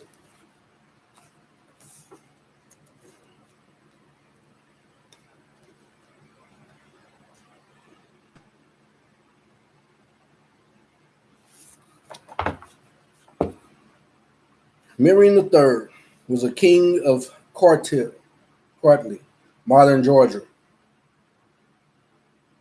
a contemporary to the Roman Emperor Constantine I, 306 to 337. Kartli was the successor state of ancient kingdom of Calicus, made famous by Herodotus' description of his people. They are black-skinned and have woolly hair, in the ancient kingdom of Eastern Iberia. According to the early medieval Georgian annals and hagiography, Miriam was the first Christian king of Iberia, converted through the ministry of Nino, a Cappadocian female missionary. He is credited with establishment of Christianity as his kingdom's state religion and is regarded by the Gregorian Orthodox Church as a saint.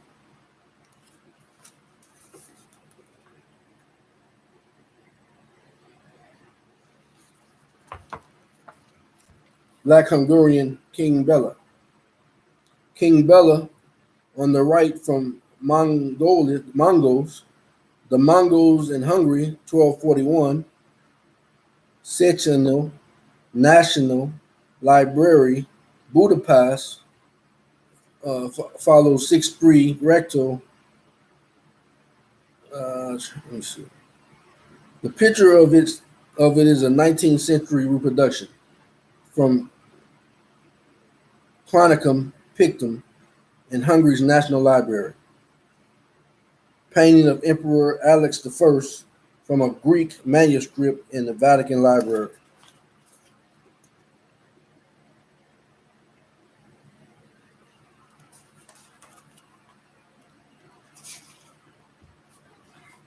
When the papacy moved from Rome to Avignon, page 80. It has been recorded in history of the Europeans that papacy did indeed move from papal states in Rome to France from the years of 1305 to 1378. This was also been phrased as Babylonian captivity of papacy, which is an allusion to the 70th year captivity of Judah in Babylon. This is the image snapshot that comes to us from antiquity of the blackness of the Avignon Pope that moved their residency from papal estate in Rome to come under the protection of the Black French Frankish King Charles V. These black popes had to move to France because of the tide of racial hate that had begun to spread across the continent of Europe. On hindsight, their departure from Rome signaled the beginning of the coming 100 years race wars in Europe. In English, the genocide of the Black European, Black Holy Roman Emperor King Leopold I.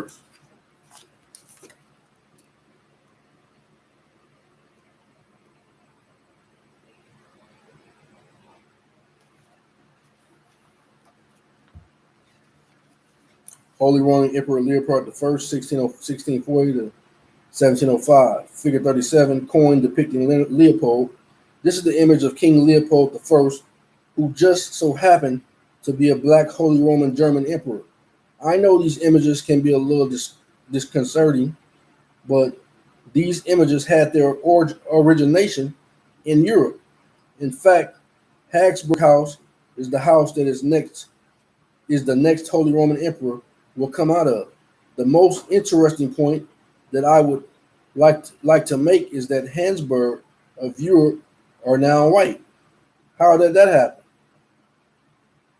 How that happened will be saved for another book. Figure 38, Holy Roman Emperor King Leopold I, 1640 to 1705. This image was taken off of a coin that was minted by King Leopold himself, and he had himself depicted as a black man with nappy locks. See the next page on the image of his mother, Maria of Australia.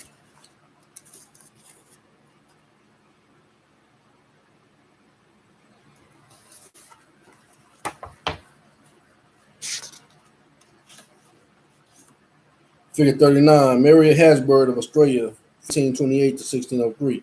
This is the Queen Maria Habsburg of Australia, who just so happens to be the mother of King Leopold I on page 81 and 82, and so far the entire family is black. I want you to go to the next page to see the image of Maria Habsburg's father and King Leopold I's grandfather, Charles V.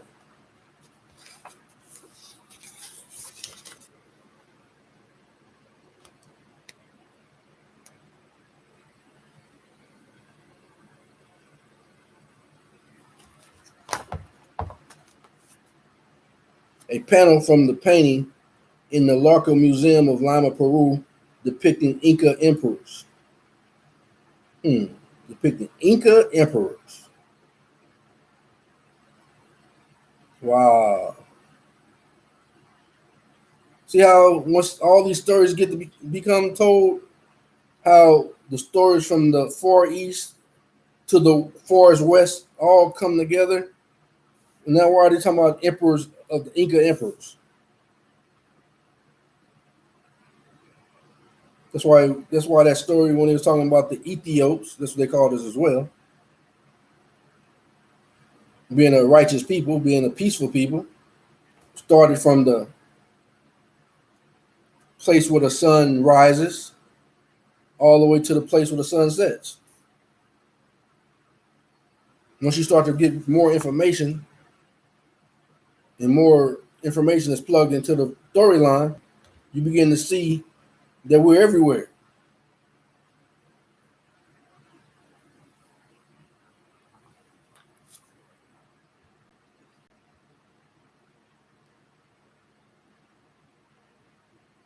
A panel from the painting in Larco Museum in Lima, Peru, depicting the Inca emperors.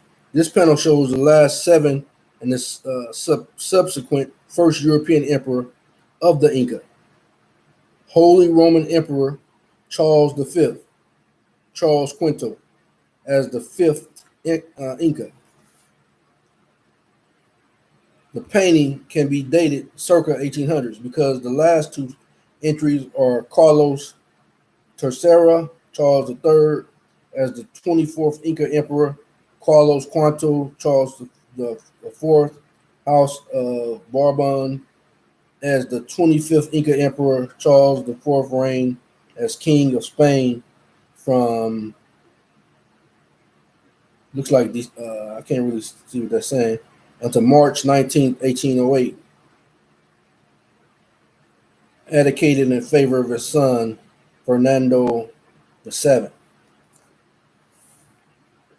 This is an image of Charles V that has been recorded and kept in Larco Museum in Lima, Peru, from left to right. The last image on the right is a true picture of Charles V, the Holy Roman German Emperor, the father of Maria Austria.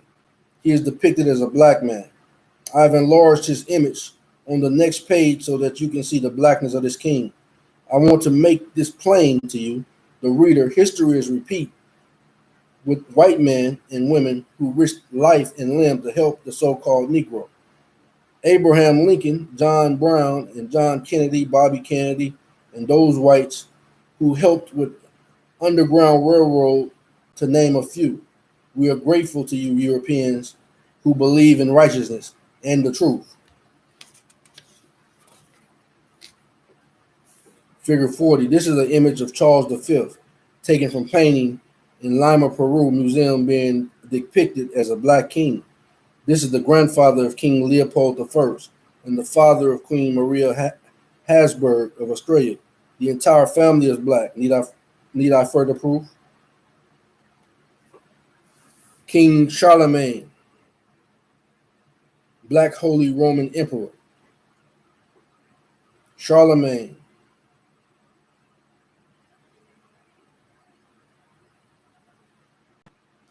If you will allow me, because you know how my mind thinks. My mind, when I read something, my mind takes me back to something else I had learned before.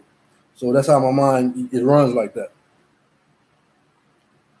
I'm looking at Charlemagne, another so-called black man, which took me back to what appears to be another decent white man, from what I can tell, because he did put the truth in his book, the 1828 Webster Dictionary. And when he named the Israelites off, the race of Israel, he talks about from Abraham to Jacob being the race of the Israelites, and he spoke of a race of kings. He mentioned Charlemagne in that list of race of kings. King Charlemagne, Black Roman Emperor. So he was Israelite.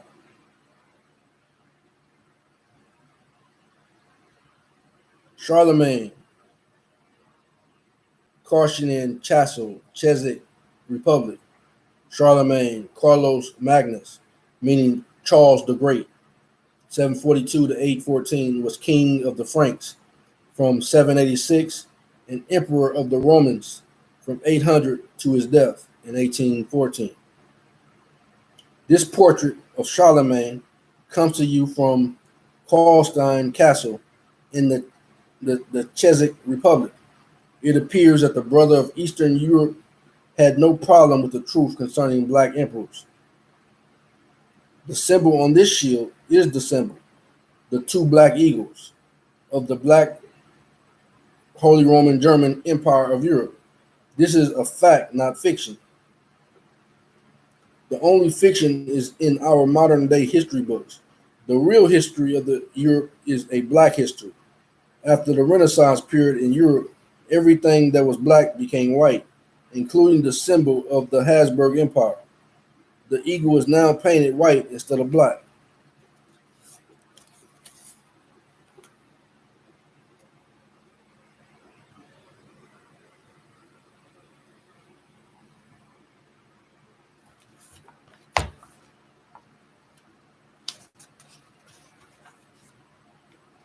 It appears that French kings, according to antiquity, ancient history, were black even from the beginning of their reign.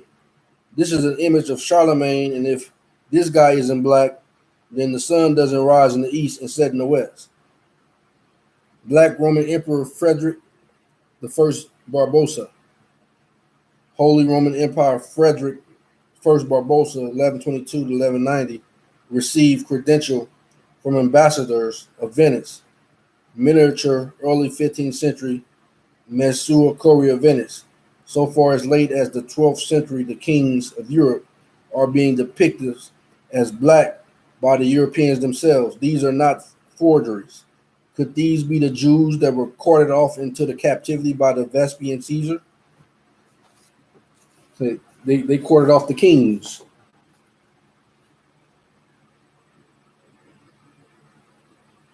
Which were Jews, Israelites.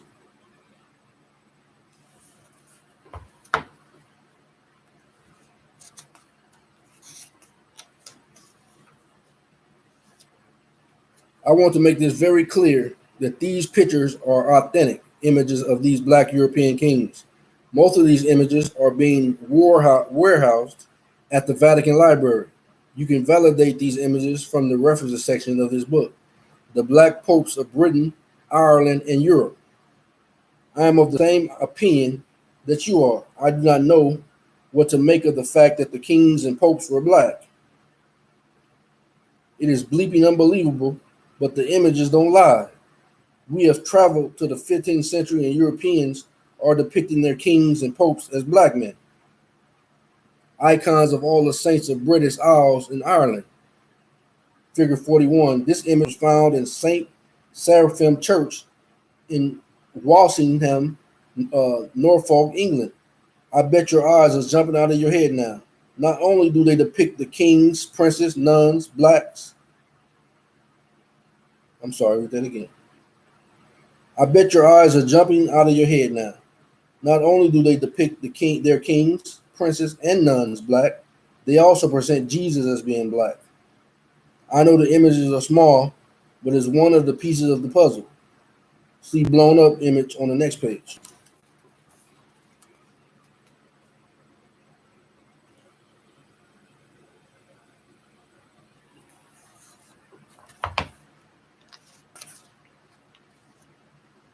This image shows isolated. This image was isolated from the image on page 86 and enlarged to show you that the black kings and princes of Britain and Ireland. The images do not lie. There was a time when the royalty of Europe was none other than the black man. If you are a Hebrew Israelite and you know Brother Bowie, you can see that a couple of these guys look like him.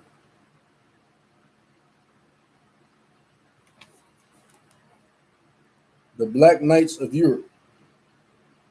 Painted panel, the outer right-hand wing of poly pitch. The young man wears the crown of a nobleman and carries the red and white military pennant and shield of the Holy Roman Empire circa 1447 from the Wiener Neustadt Abbey, Stamfordson, Vienna, in typical albino fashion. He is claimed to be Saint Maurice. The revelation that you should be getting is simple. The kings, popes, and knights were black people, but why would the white European try to hide the truth about the Negro rulership in England? In Europe, I mean.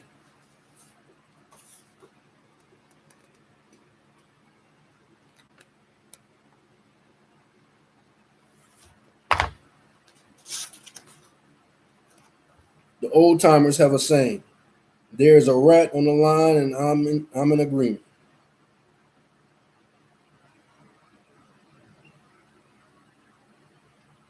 Talked about this is Saint Ranaglokus Arco Reno of Cologne. This is text accompanying this statue of Magdeburg Cathedral. This is the oldest known image depicting Saint Maurice as a Moor. The statue was carved around 1250 and shows him as an unarmed knight.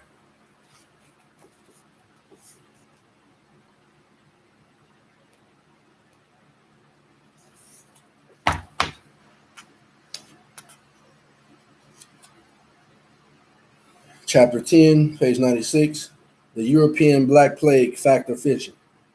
What is the real truth about the disappearance of all of these black Europeans? Did they die from a result of the so-called Black Plague, or was the black population of the Holy Roman German Empire the Black Plague? These are some statistics from the European wars. France, 100-year war, 1337 to 1453.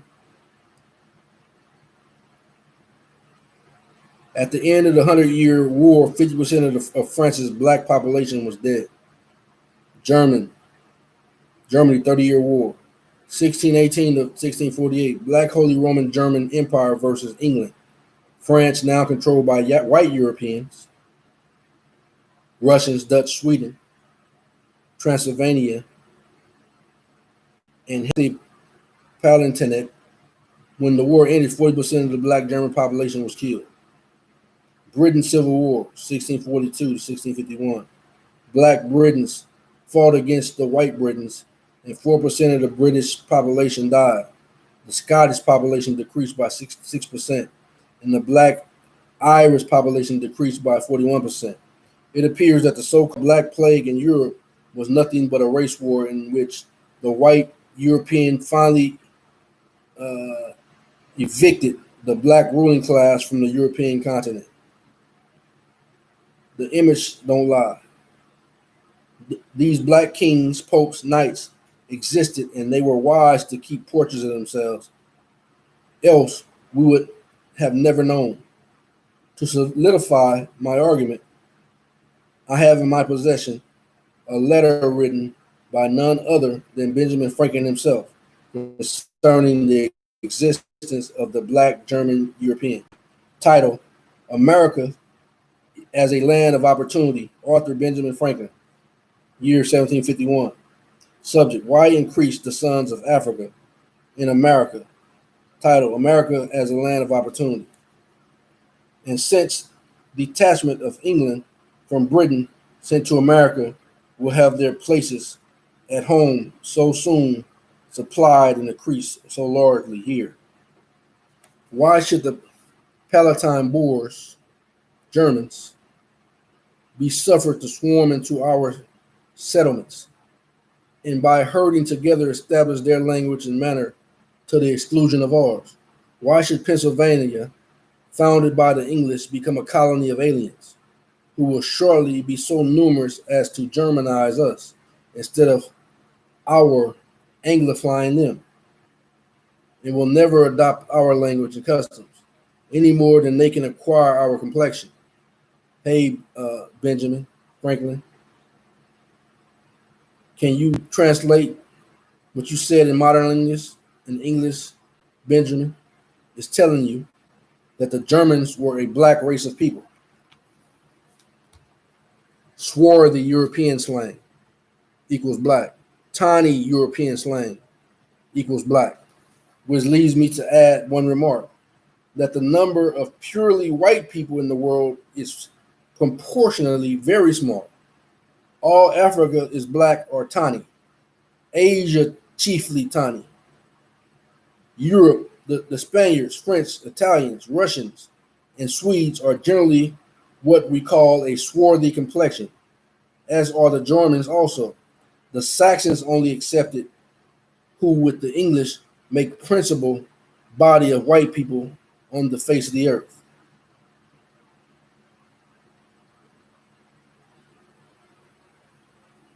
So the Saxons and the English are the only white people, so-called white people on the face of the earth.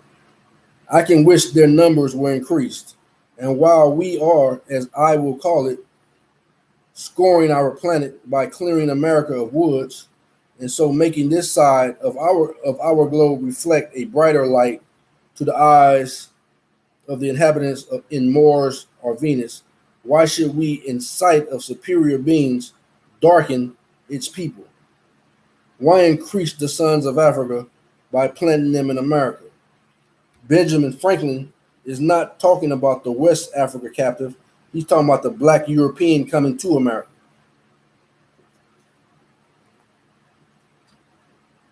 Where we have so fair an opportunity by excluding all blacks and tinies, increasing the lovely white and red. But perhaps I am partial to the complexion of my country, for such kind of partiality is natural to mankind. Benjamin Franklin is asking, why should the blacks of the Holy Roman German Empire be admitted into the 13 colonies? And goes on to admit, what nations in Europe were black? Check out the list. Spain, Italians, French, Russians, and Swedes. He says that white people on earth was only a small number, and that the British and the Saxons was that number. What are we to conclude from this section of the white race? This is a diabolical plot by the white powers that be to hide the fact that the black kings ruled Europe for at least 1,500 years, from 300 AD to 1800 AD. Further evidence. Now let's examine the mystery in a rational manner. Why would the Europeans blot out omit from its history books the existence of black kings, black popes, black knights, and the fact that black Europeans were shipped into the slave trade to the America.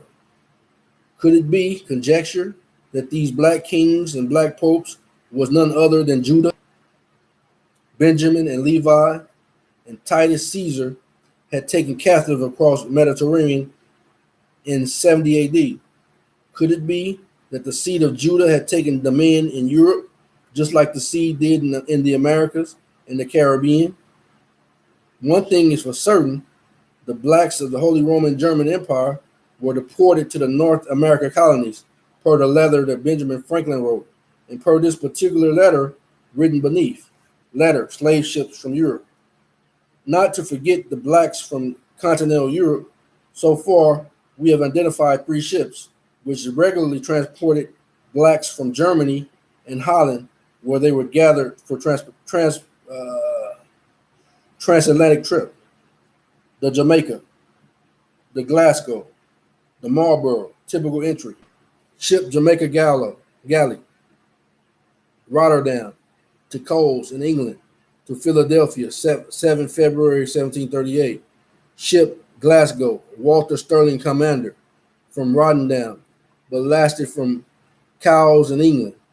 Qualified the 9th day of September 1738.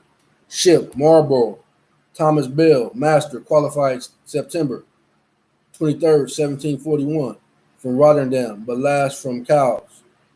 Carried a cargo of Palatine mails, electoral Palatinate, our country, Palatine of Rhine, a historic state of the Black Holy Roman Empire.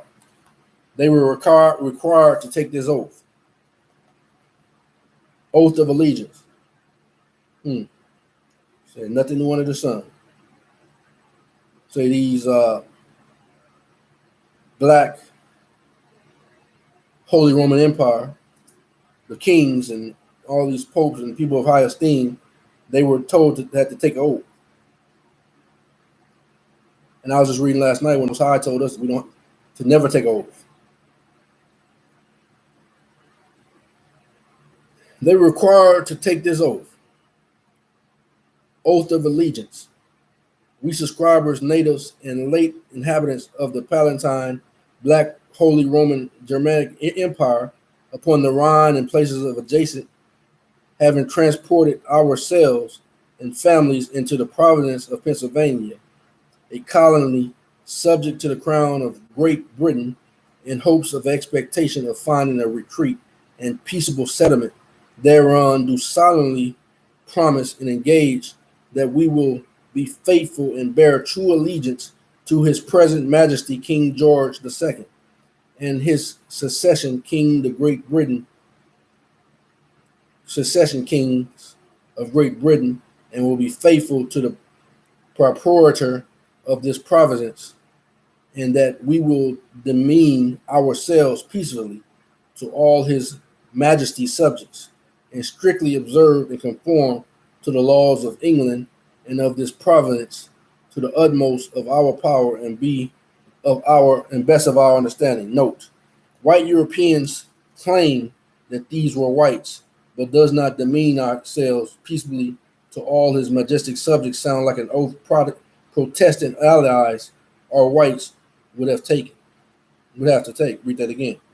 White Europeans will claim that these were whites, but does demean ourselves peacefully to all his majesty's subjects sound like an oath Protestant allies or whites would have to take.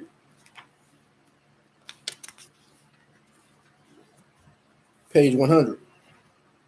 The Black Kings of England. A medieval miniature of Edward III of England.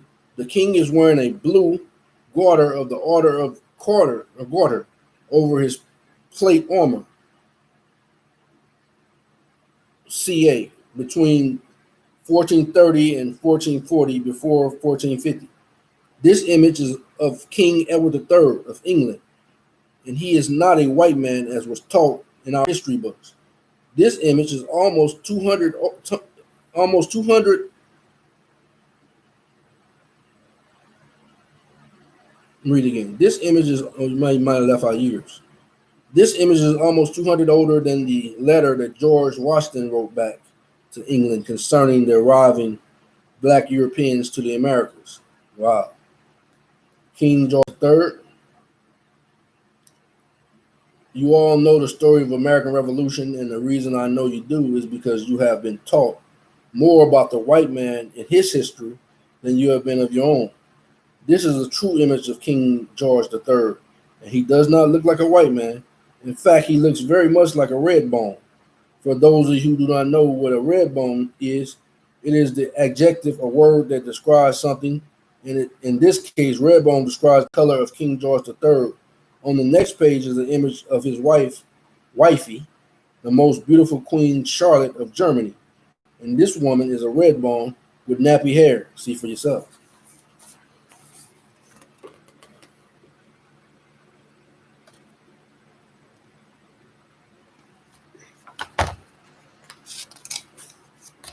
This is Queen Charlotte.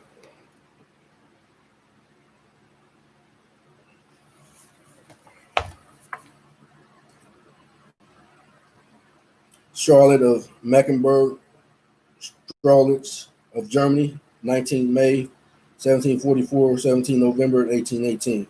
Sophia Charlotte was born on 17 May 1744. She was the youngest daughter of Duke Charles Louis Frederick of Mecklenburg, Strelitz, Prince of Merle of Duke. There's more to read about that, but move on. The available data. It is clear that from the available data that we had been covering groups of black captives descending on the Americas and the Caribbean. The one group came from West Africa and the other group came from Europe. There can be only one conclusion from the data that is available, and that is there is a major cover-up on both sides of the Atlantic.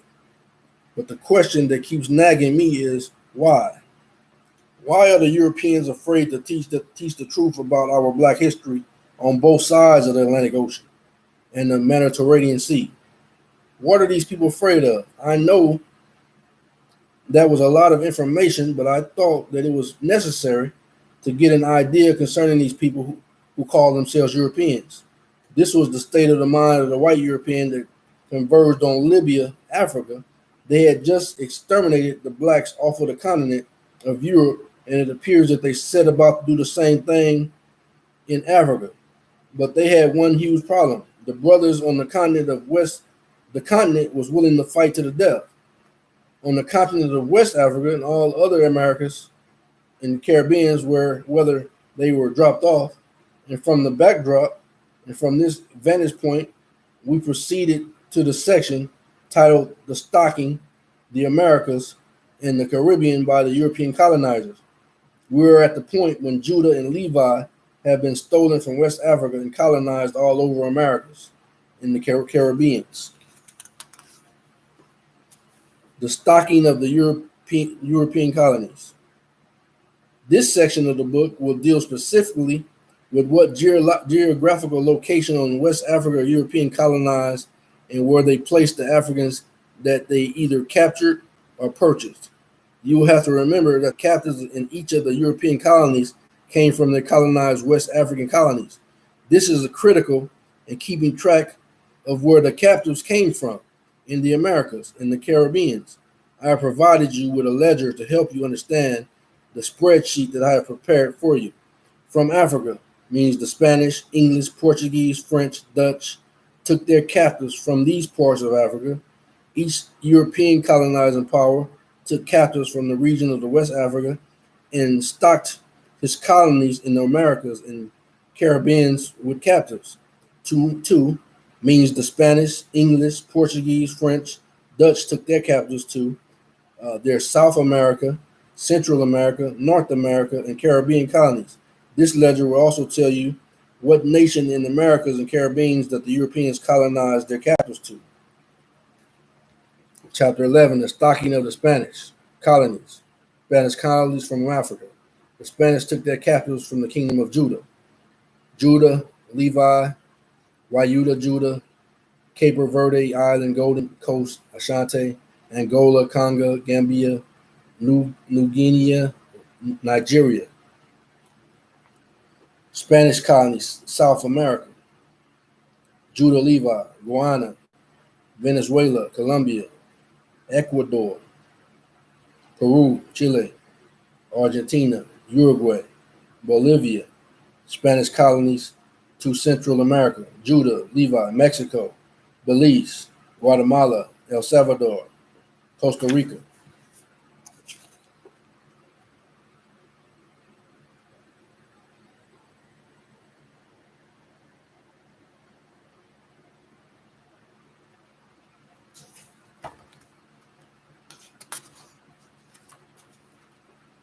Honduras, Nicaragua, Panama. Spain continued to Caribbean islands, Hispaniola, 1501, Cuba, 1513, Jamaica, 1509, Cayman Islands, 1503, Puerto Rico, Trinidad, Tobago, 1600, North America, California, Santa Fe, 1609, San Diego, San Francisco, St. Augustine, Florida, New Mexico, Ashanti Levi priesthood, priest crossing Pra River, with British war correspondent. The Spanish imported captives from Kingdom of Judah on the west coast of Africa to their colonies in South America, to Venezuela. Figure 42, Jose Leonardo Chirano led a slave revolt in Venezuela and was hanged.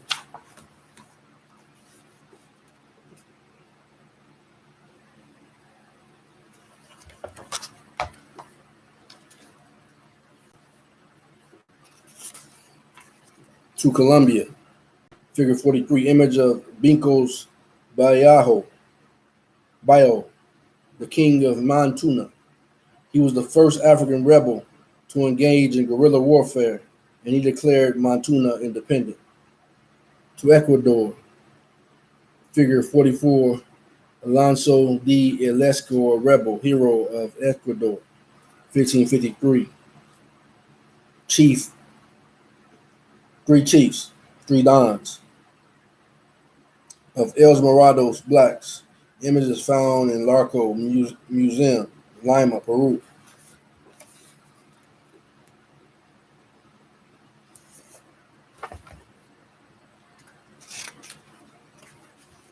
To Peru.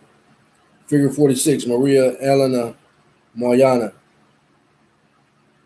John Villasojor.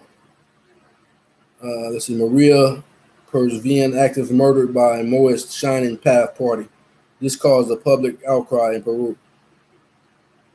John Bonjour is attempting to bring international attention to the shameful fact that his country, the African Chileans, are not recognized on the national census.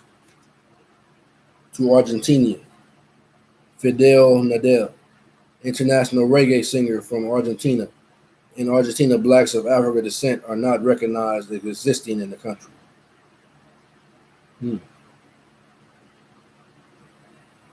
Figure 49, Noelia Marcia. Noelia Marcia is a human rights leader in Uruguay who is attempting to bring attention to the human rights violations in her country of black Uruguayans. And finally, in Bolivia, figure 50, King. I don't think I showed you the pictures.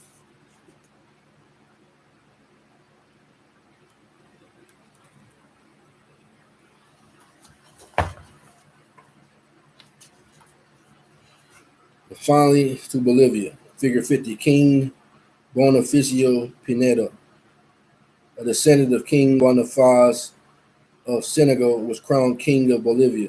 When he died, his son Julio Pinedo became king. Figure 51, Afro-Bolivian King Julio Pinedo. The crowning at the country's capital was to make the world aware of the African Bolivian presence in Bolivia. It appears that there is a conspiracy among South American whites to erase the existence of former black captives. To the Hebrew brothers and sisters of South America, your true identity has been known for years among the European elite. The kings of Europe, King Edward of England and King Louis XV of France, knew who you were when they sent Emmanuel Bowman in 1747 to map out your land in Guyana, West Africa. Their newspapers, universities, museums, and Catholic churches know full well you are the children of Israel spoken of in the Bible. It appears that the prophecy concerning you has come full circle, Psalms 83, 1 and 4, that they have tried to cut off the name of Israel, that the name of Israel be no more in remembrance. This is what is going on with the Chilean government and the Argentinian government refusal to recognize census. The African population among them, it was written of you in the book of Deuteronomy 28:64 that that the Lord would bring you into Egypt again with ships. By the way, wherefore I spake unto thee, thou shalt see it again no more. There you shall be sold to your enemies for bondsmen and bondswomen, and no man shall buy you. No other people in this hemisphere can make that boast.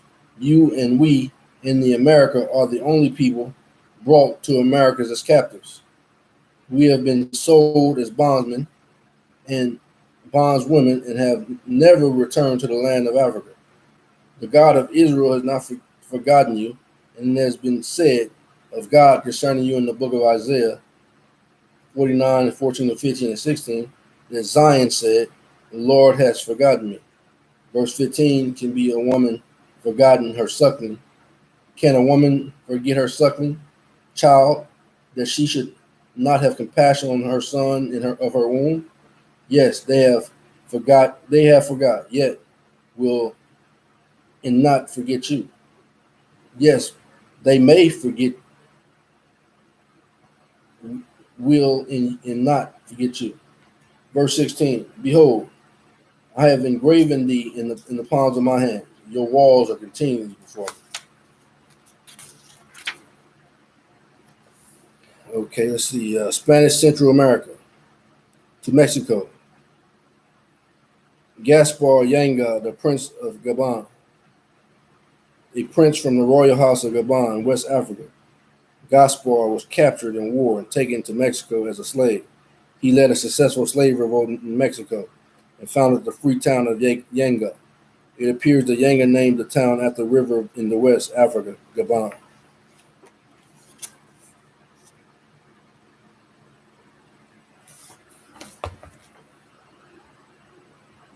It's page 53. In memory of Will and Sharper.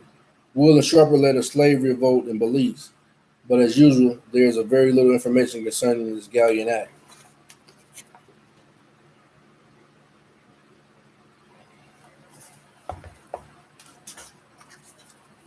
To Guatemala.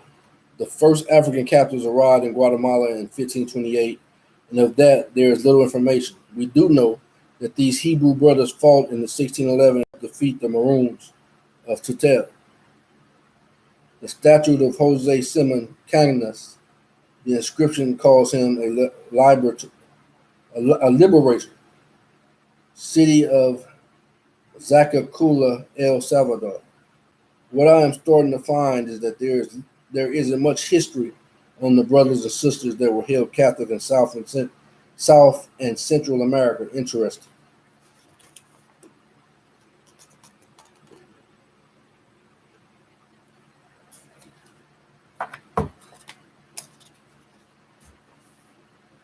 Costa Rica. 55 Costa Rican black women. Costa Rica boasts a population of only 130 persons of African descent, omitting the children born in mixed descent. This appears to be a recurring trend in the Americas and Caribbean, and that trend is to wipe out the memory of these black Hebrew Israelites. To Honduras. Kenya Martinez, Miss Universe Honduras. The Honduran government national census records 200,000 people of African descent, thereby ignoring the children of mixed descent. The trend to erase the existence of the black Hebrew Israelites that were dropped off by the European colonizers. Continue.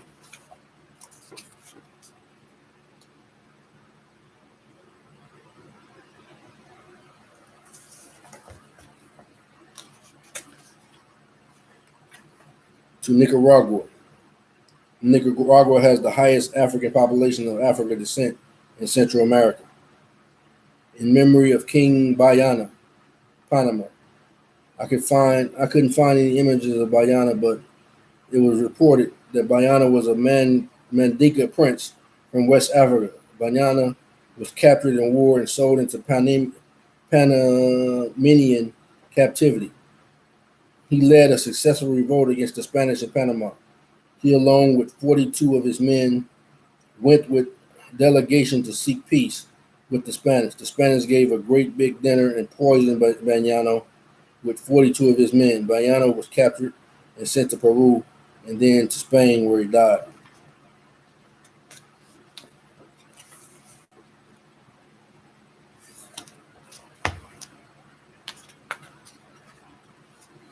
All right, let's see. To the Hebrew brothers and sisters in Central America, your true identity has been known for years among the European elite.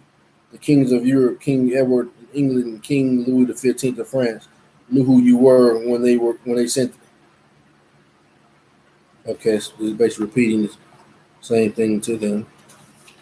It says, to the Hebrews in the Spanish Caribbean, to the seed of the brothers and sisters who were transported from kingdoms of Judah, Senegal, Guyana, Gold Coast, Slave Coast, Angola, Congo, Gambia, Ashanti, and Nigeria in the West Africa, to Dominican Republic, Hispaniola. Black General Hispaniola, Dominican Republic, who became president in 1882. His presidency lasted until the year of his assassination in 1889. To Cuba, Figure 60, the Mambi Army. These African Cubans defeated the Spanish in two wars of independence, 1868 and 1878, and 1895 and 1898. Mamba is a Congo word.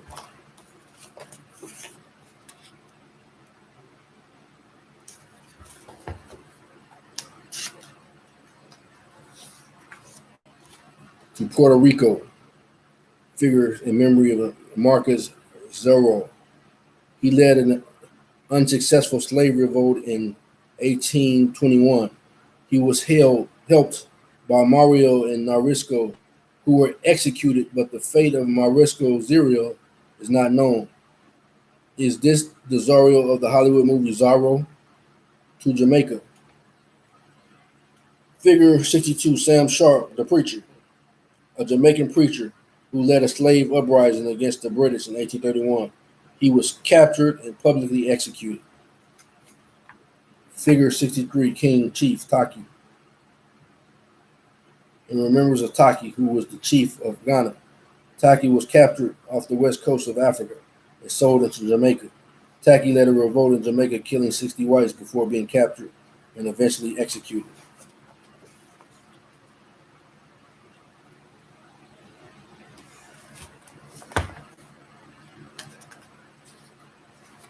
To Cayman Islands. Although we have evidence that in 1802 census, there were 933 residents of the Cayman Islands. Of the 933 residents, 544 were American captives from the west coast of Africa. In 1834, another census was taken in which there were 950 African captives counted.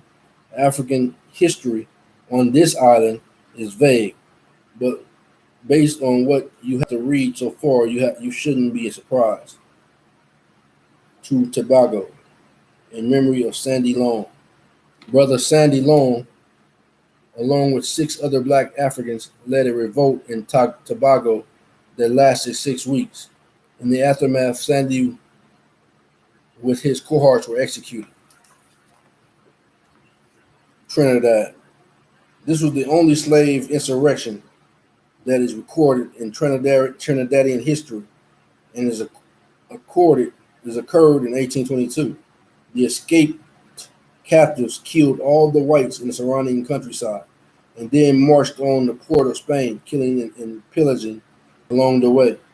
3 of the rebels that were caught were beheaded, and their heads were displayed in the town square.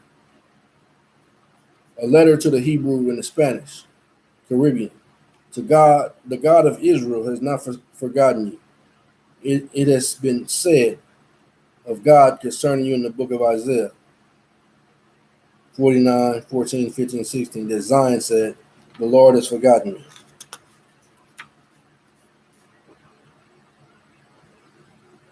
And then you go, it's basically saying the same thing he said to the other Israelites. The stocking of French colonies from Africa. Judah, Kauda, Judah, Levi, Gold Coast, Ashanti, Dan, Senegal, Judah, Levi, and Dan, Cote d'Ivoire, Guyana, Sierra Leone, French. To South America, Judah, Levi, Dan, Guyana, French colonies. To Central America, Judah, Levi, and Dan,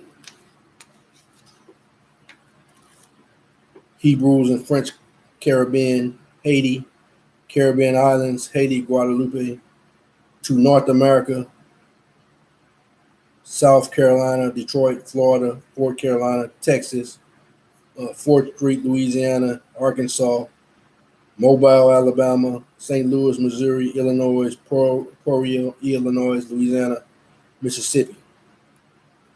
Figure over here, the prince from Arada, Benin. Because I relied on the teachings of the Europeans in grade school, high school, and college, I never took the time out to see where Toussaint's family came from. To my amazement, his father, Georgini, was a chief king from Benin, West Africa. This would mean that the young man, Toussaint, was a prince who became king of Haiti. Guadeloupe. General Louis de Guerres.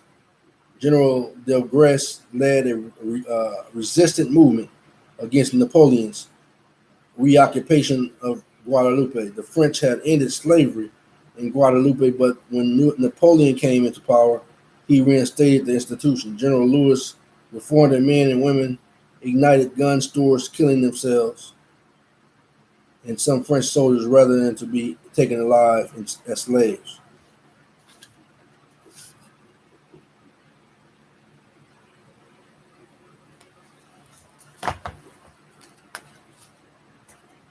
A letter to the Hebrew and the French Caribbeans. Okay, he basically just letting them know that the Most High has not forgotten about it. To the Hebrews and the French North America. To the brothers and sisters in British North America, Black Hebrew Israelites, I would like to refresh your memory concerning ships that landed at the mouth of Mississippi River.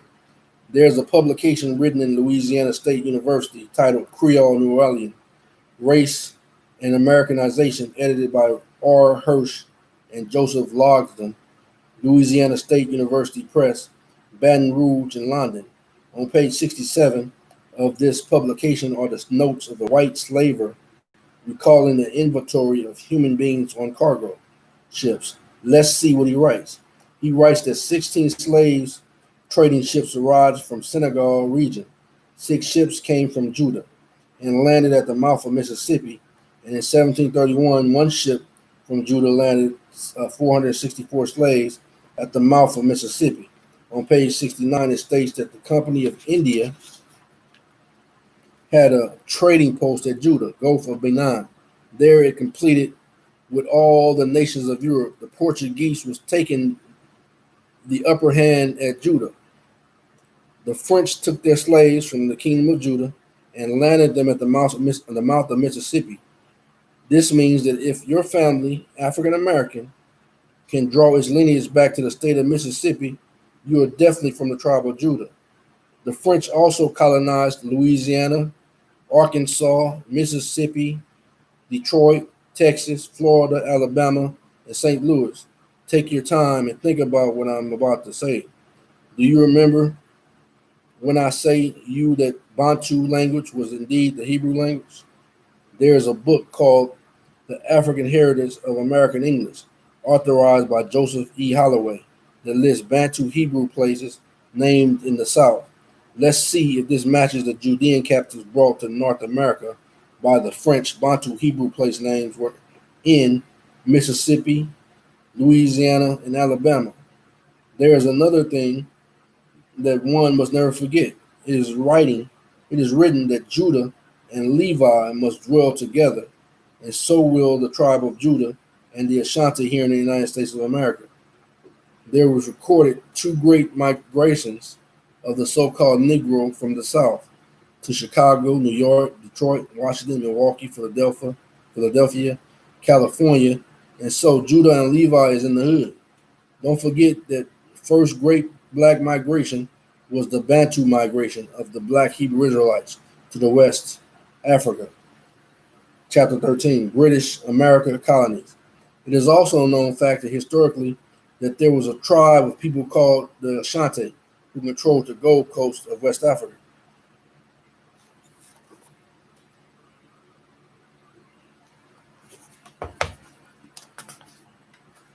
The Ashanti was acknowledged to be the tribe of Levi by the London Times and the Queen of England.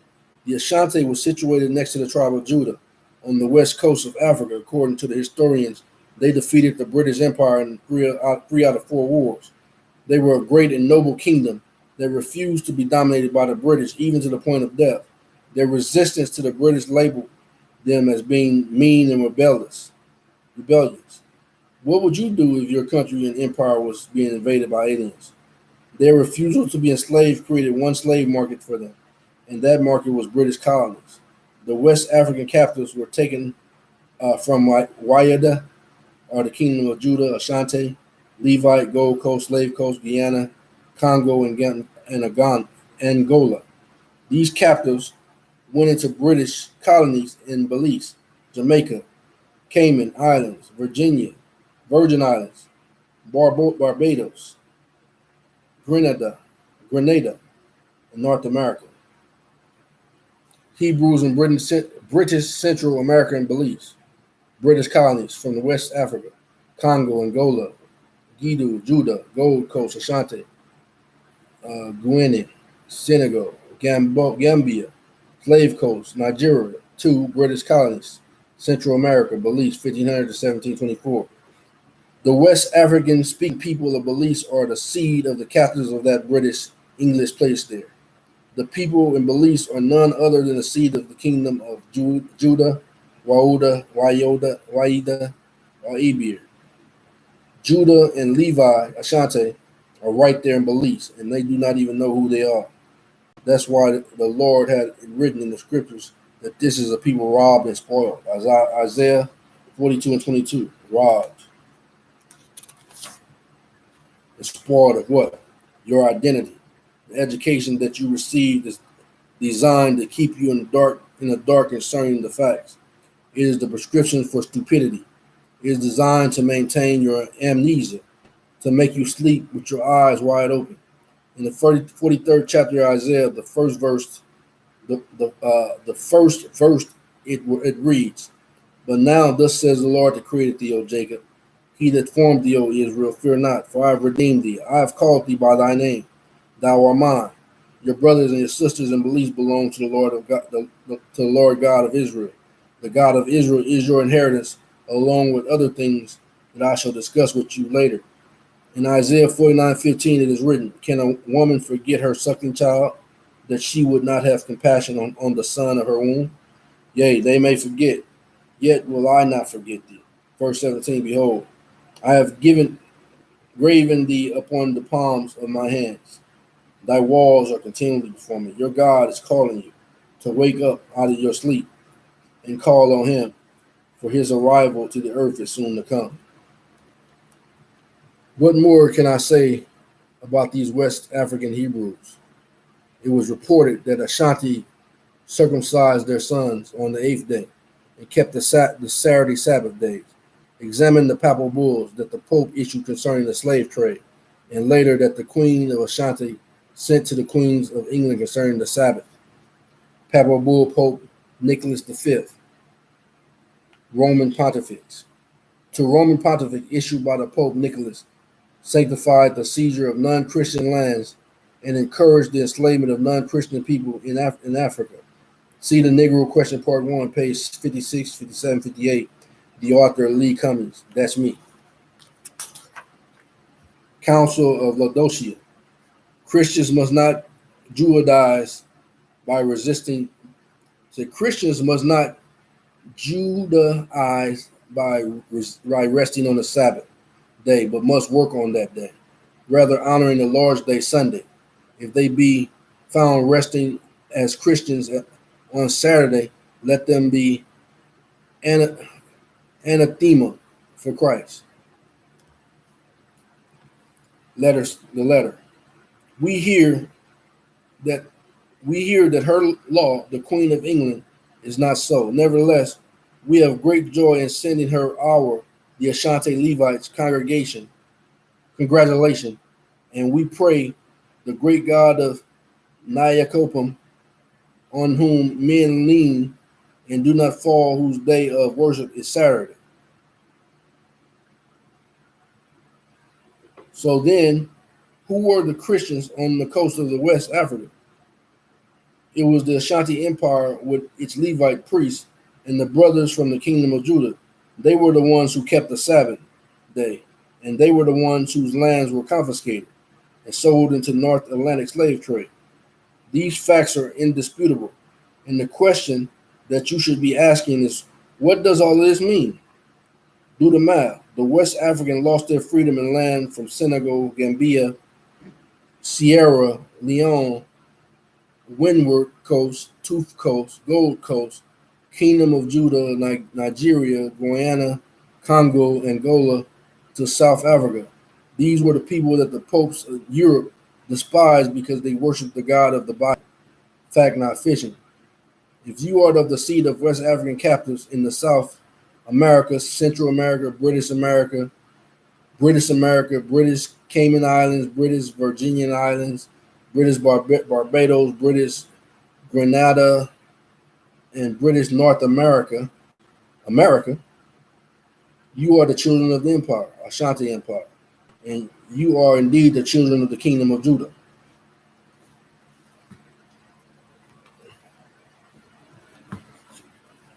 To the Hebrews in British North America. There are so many Hebrews in the past from America that I would be all day mentioning all the heroics of each one. So instead, I decided to create a wall of fame. If I were to write about the exploits of Martin Luther King, Harriet Tubman, Marcus Garvey, Nat Turner, Paul Cuffey, W.E. Du Bois, George Washington Carver, Malcolm X, Jesse Jackson, Obama, I will never, ever get to the end of this book. There's only one athlete that should have made this wall of fame, is in my mind, and that would have to be the boxer Muhammad Ali.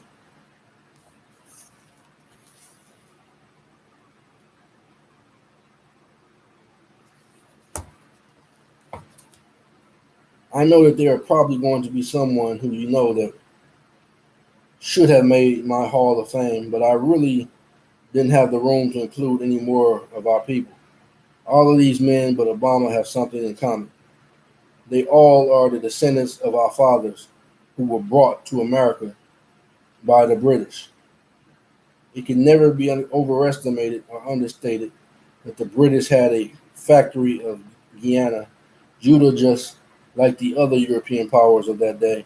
The British was in steady conflict with the West African Empire of the Ashanti.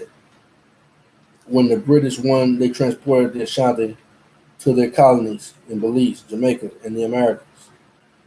There is a prophecy in the book of Genesis 49:10, that the scepter shall not depart from Judah, or a lawgiver from between his feet.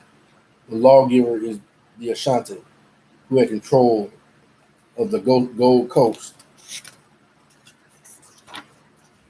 And the scepter was in the hand of the kingdom of Judah, Mayuda per the map left to us by Emmanuel Boyne in 1747. There is a book called The Hebrewism of West Africa on the page of 17. It states that the British took their captives from the Gold Coast, Ashanti, Levi, and the French and the Spanish took their captives from Mayuda, slave coast, Judah. It appears that The tribes of Judah went into the Americas first, to be followed by the tribe of Levi. The French brought Judah into the captivities. See below. Louisiana State University, the ships that came from Judah. There's publications written in Louisiana State University titled Creole New Orleans, Race and Americanization, edited by R. Hirsch and Joseph Logsdon, Louisiana State University Press, Baton Rouge and London. On page 67 of the publications are the notes of a white slaver recalling the inventory of human beings on a cargo ship. Let's see what he writes. He writes that 16 slaves, trading ships arrived from Senegal region. 6 ships came from Judah and landed at the mouth of Mississippi. And in 1731, on the ship from Judah landed 664. I'm sorry, probably a little tired from reading all this. And landed at the mouth of the Mississippi. And in 1731, one ship from Judah landed 464 slaves at the mouth of the Mississippi. Judah was dropped off in Mississippi and Louisiana. Chapter 14, Portuguese South America, colony, Brazil. Figure 67, Edson, Arantes, do Nascimento, Pele, better known as Pele, the greatest soccer player that the world has ever seen. These West Africans in Brazil were dropped off by the Portuguese, who captured and purchased them from the kingdom as Pele. Pele, by the way.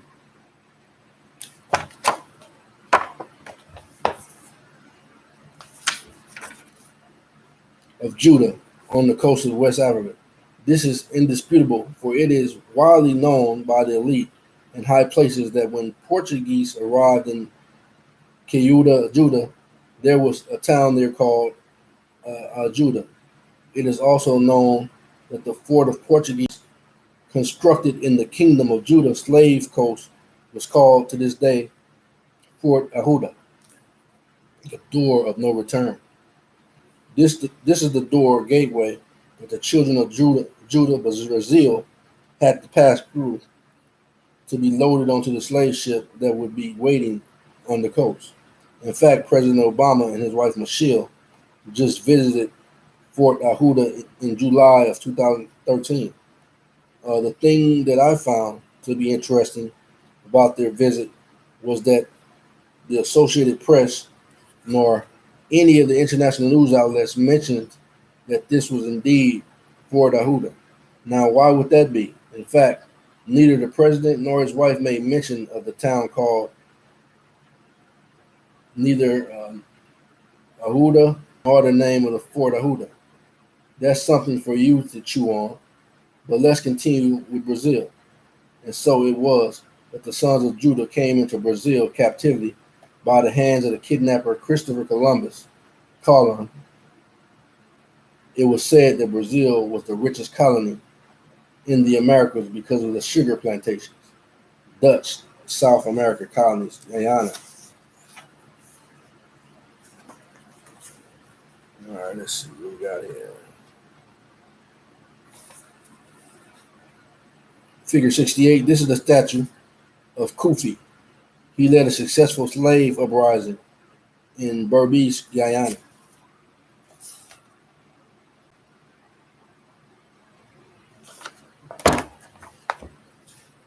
Life is interesting, so say the least.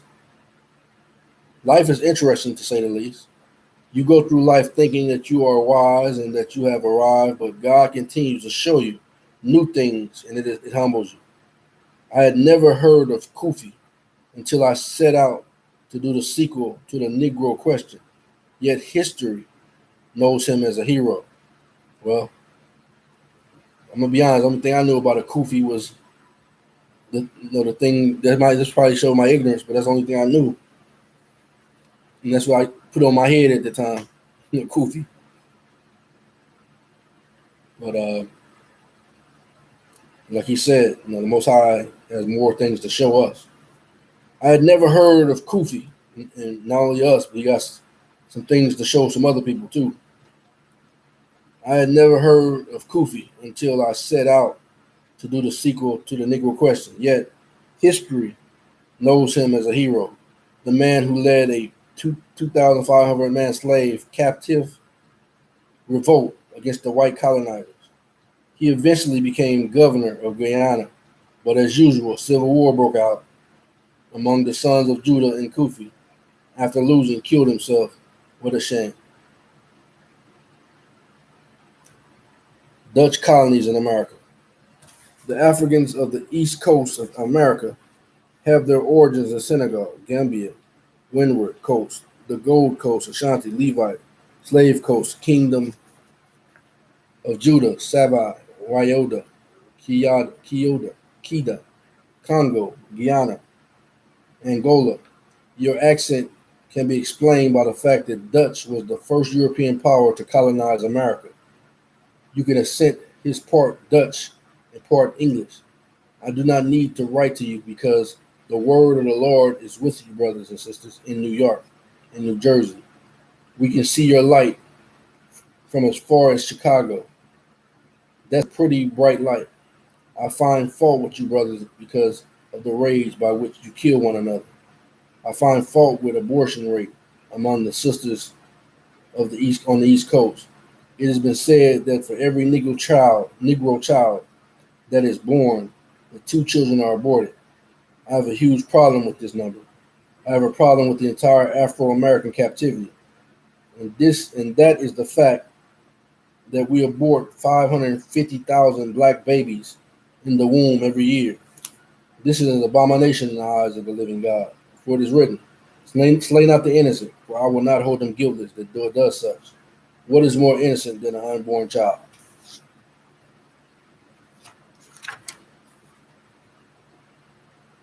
All right, it says the conspirators. So I'll just go ahead and show you these pages.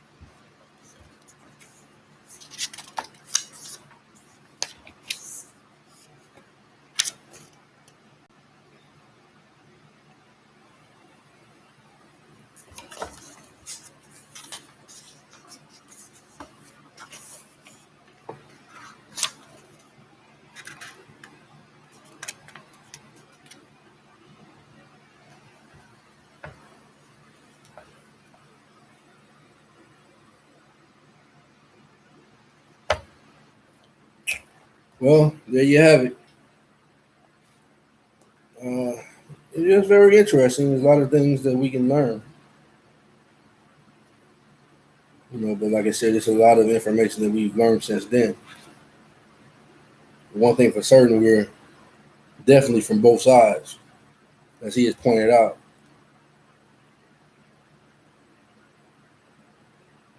They call the land where the sun rises from the east to where it sets in the west.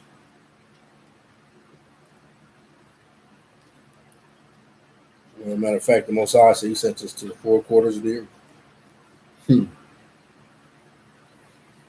So, next time, shalom.